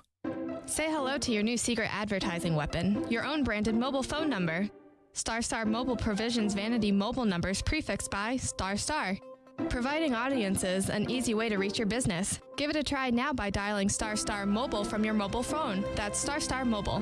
When prospective customers see your offline or online ad and they dial your branded *** Mobile number, *** Mobile helps to convert them through text, voice, and online communications. Give it a try now by dialing *** Mobile from your mobile phone. That's *** Mobile.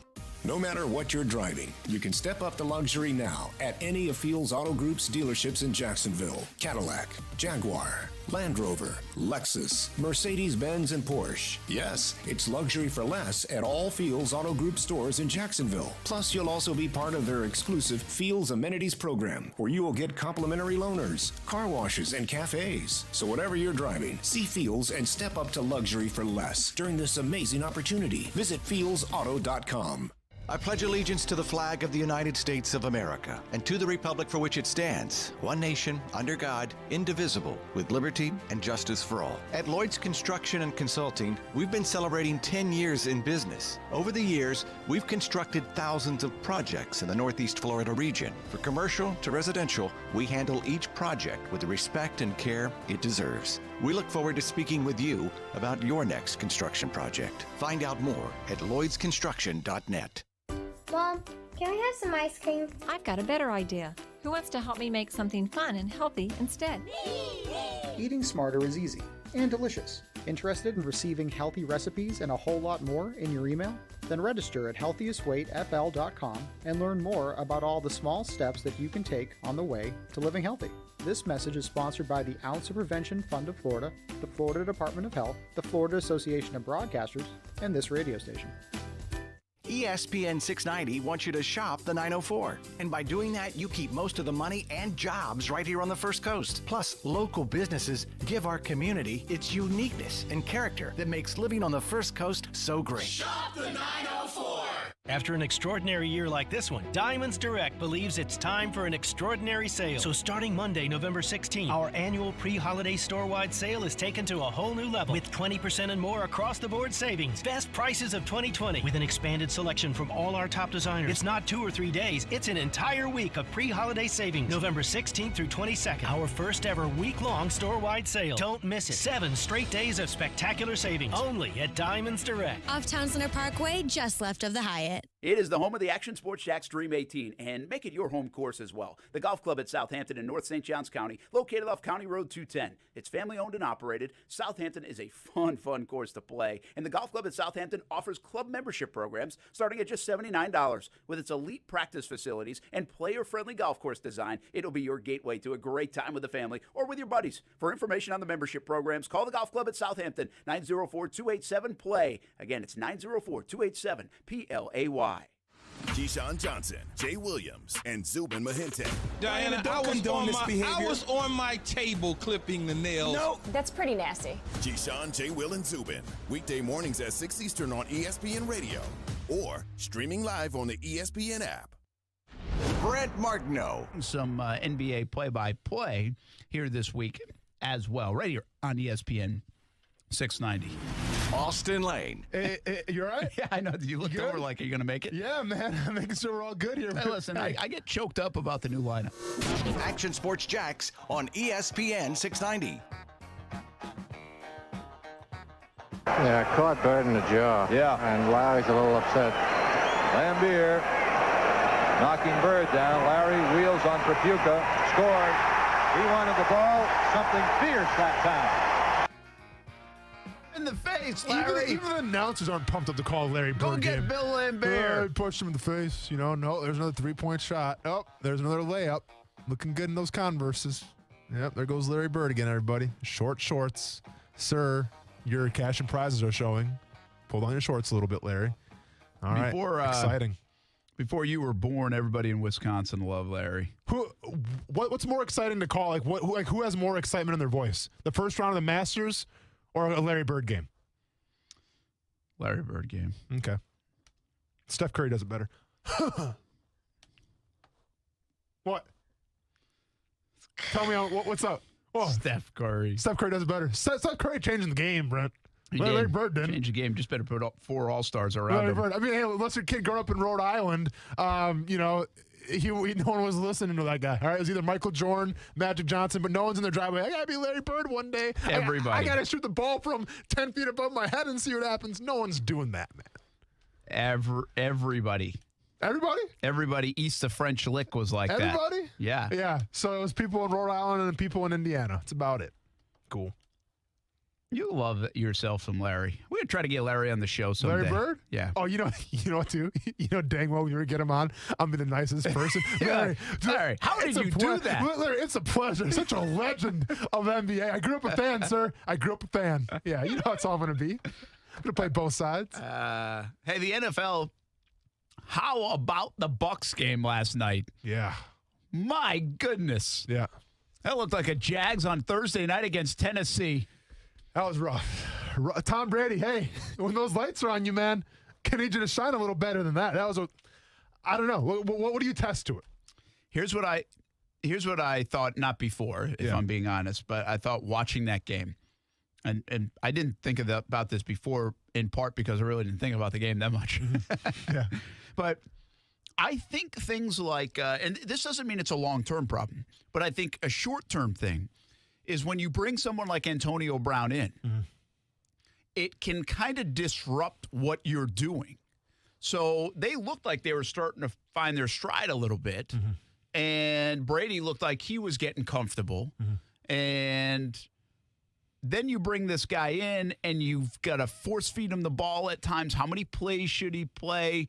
How much are we going to talk about him for a week and a half? All those things. Do we even really want him around here? The underbelly of all that stuff, I think, takes away from kind of the road you were on. And now there's 2 ways it can work. It can kind of derail that for a bit and be like, all right, we got to find out who the heck we are now with this guy and how we're going to get him in the mix and blah, blah, blah, blah, blah. Or you just hit the ground running, man. The guy's so talented. You got all these weapons, and boom. I think it kind of works 2 ways, and I think what we saw is it worked the way it worked. Now, that would be without giving any credit to New Orleans. New Orleans, obviously, in 2 games has played very well against Brady and the Bucs. Correct. They might be just a good kryptonite now for the way the Bucs are doing things on their offense. Yeah. I mean, that was a complete disaster yesterday for the Bucs and Brady, but I do think New Orleans deserves some credit because now with Michael Thomas back, they feel just the opposite. See, it didn't derail them. It was like, finally, we can exhale. This is who we are. We got Thomas back now. Yeah. Now we can use everybody. And Drew Brees showed that in the first 2 drives of the game. Without a doubt. It's a great point. At the same time, you have one quarterback in Drew Brees who put on a masterclass performance, and you have Tom Brady who just looked like a shell of himself, right? And whatever it's the Antonio Brown effect or not, keep in mind, I mean, the Tampa Bay Buccaneers last night, they were at full power, okay? Because they had Mike Evans. Now, Chris Godwin off that broken finger or whatever, he's whatever. But still, I mean, he's out there. Yet he was their most impressive wide receiver. Exactly. You got Fournette, you got Jones. Like, there's not an excuse if you're Tom Brady to say, well, no, like that's your offense. That's who you got going to the playoffs with. How confident are you right now? I think it just goes to show you that, and I get it. On paper, that offense, probably best offense in the NFL.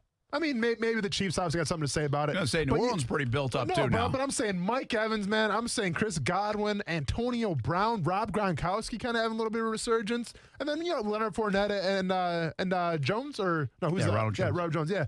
I mean, one of the best offenses in the league. But you got to ask yourself, give the quarterback to cultivate that. And last night you didn't. Here's the thing. When Brady has struggled over the years, regular season, postseason, whatever it might be, if he has struggled, and by the way, he's struggled at times. I mean, It's not like he's been perfect. And that was a game that was like, whoa, because it was in prime time and everything. Yeah. But it's because guys get pressure on him. Yeah. And he did not have a comfortable pocket to throw. New Orleans Saints did a fantastic job pushing that offensive line around. And even some of the deep balls, he had to air them out because he couldn't step into them. Didn't know where he was throwing it. And keep in mind, they couldn't run the ball either because they had zero balance. You're down 14-0. They ran the ball 5 times, and one of them was a kneel down. It was the least amount of carries in NFL history. Because of the game flow, man. They're playing from behind the entire night. Yeah. And on top of that, you got Lattimore and this defense of the Saints. Again, they're not just an offensive team.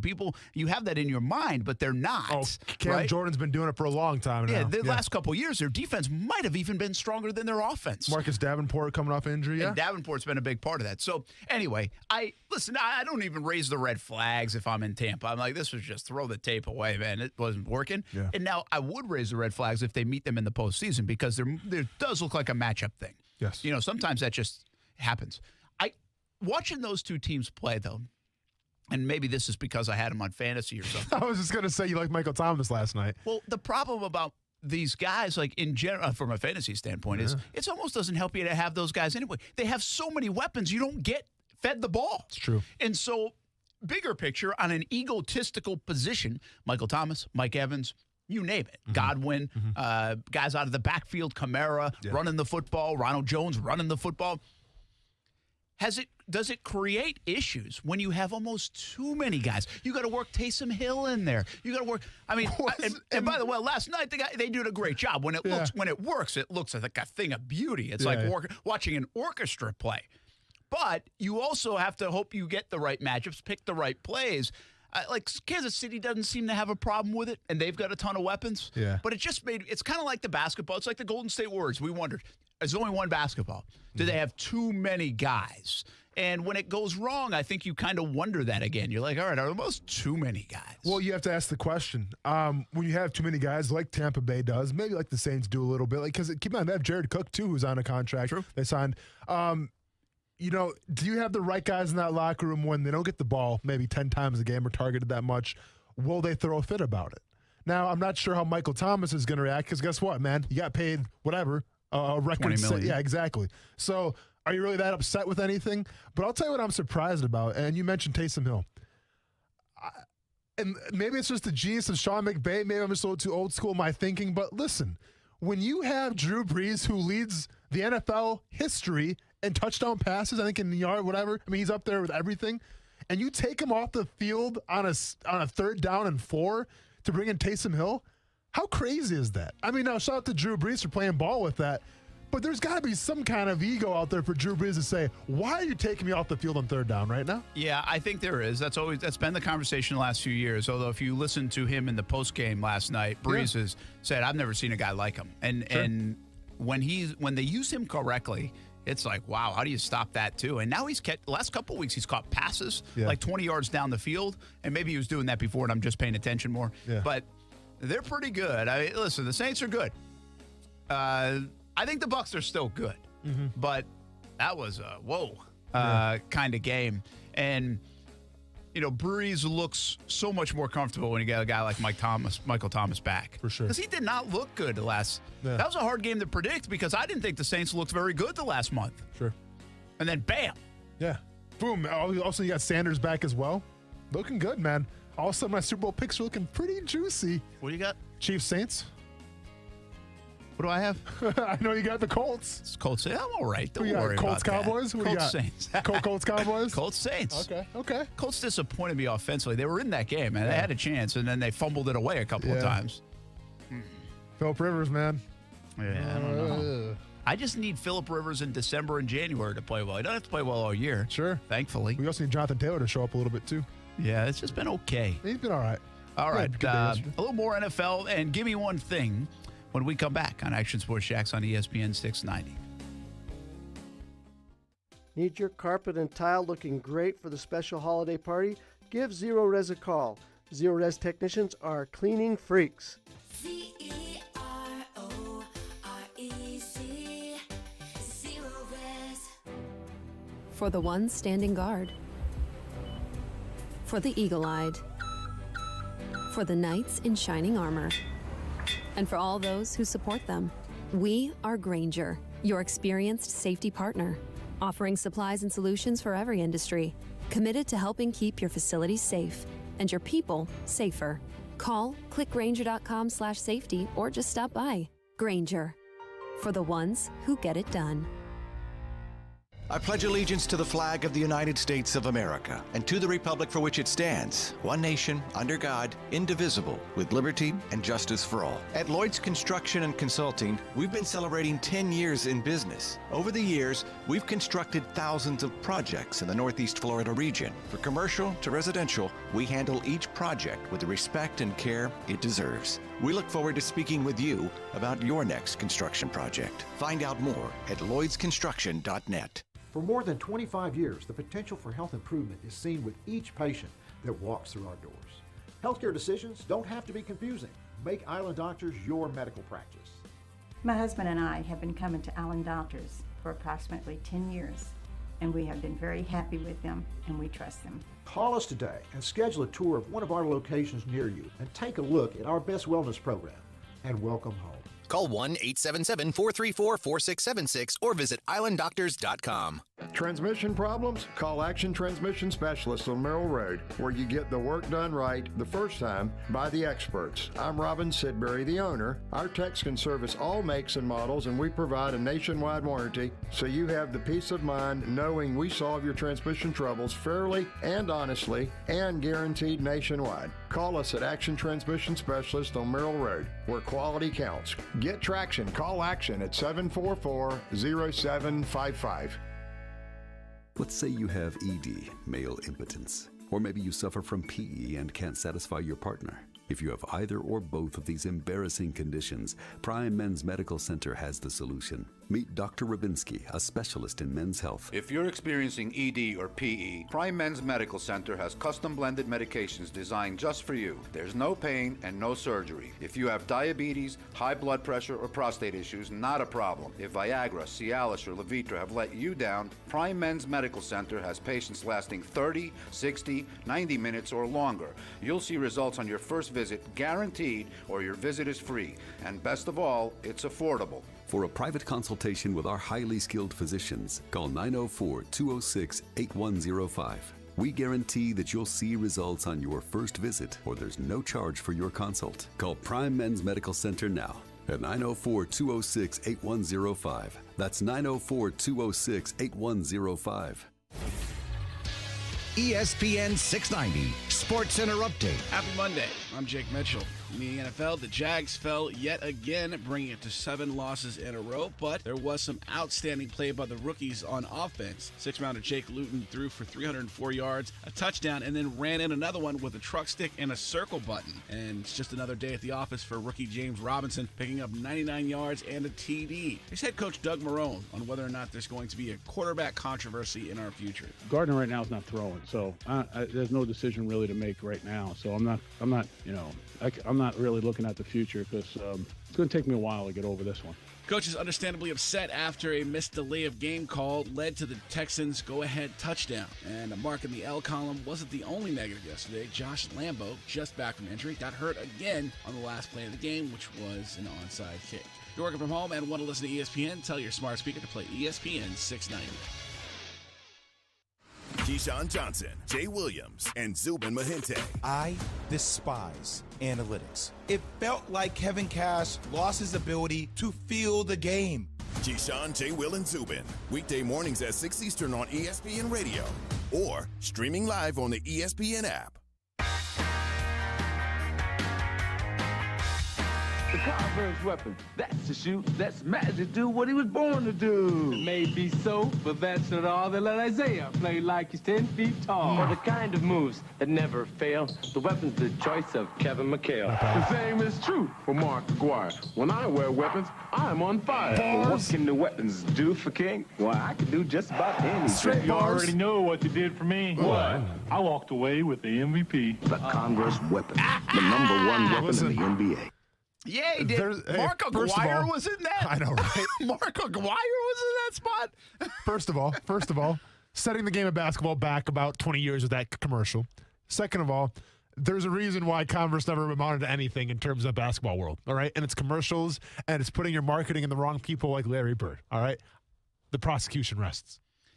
I think the fantastic part about that is that you brought that up. You wanted that played today here on your birthday. So cheesy.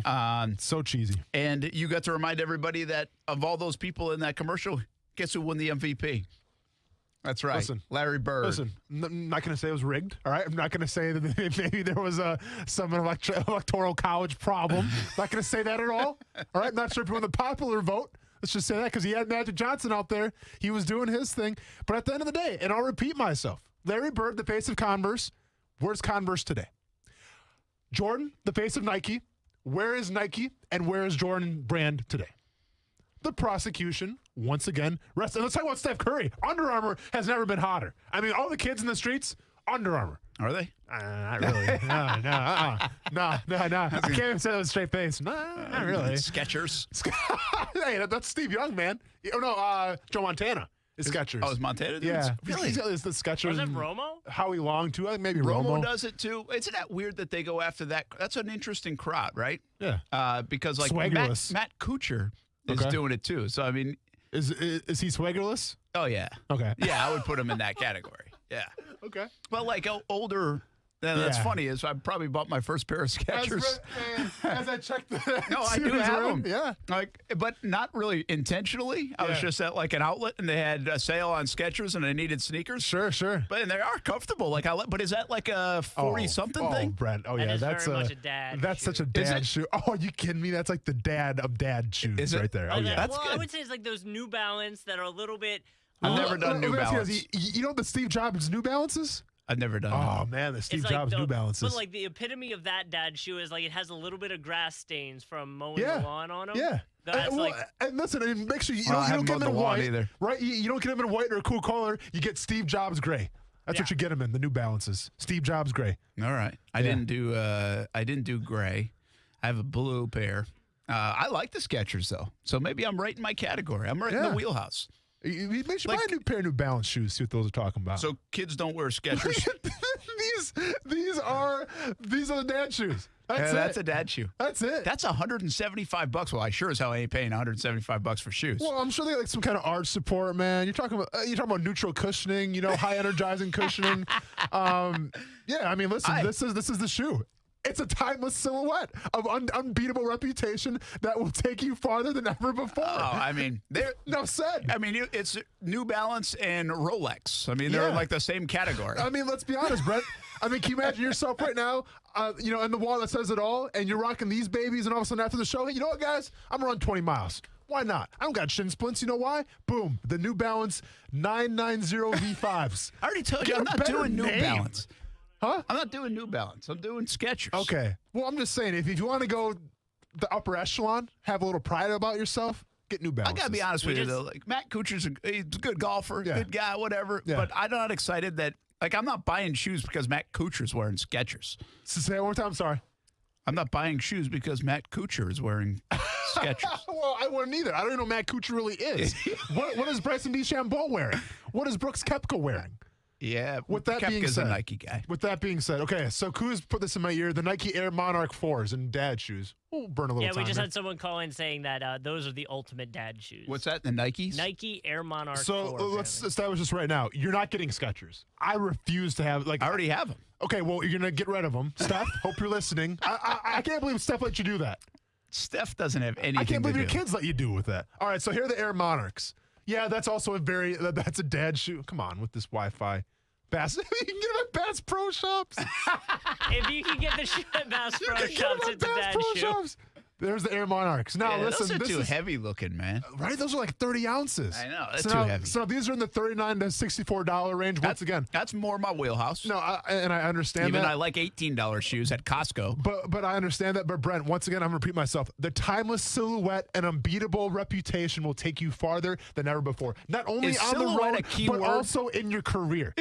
Is silhouette a key word for sneakers and old people? It is. Hey, farther than you've ever been before, man. You saw what Steve Jobs did in these bad boys. Do you want to go? You want to get to ESPN? Do you want to call college football games? What do you want to do with your life, I'm Brett? happy with it where I am. Yeah, that's where Skechers then. See where that gets you, man. Skechers it is. Unbelievable.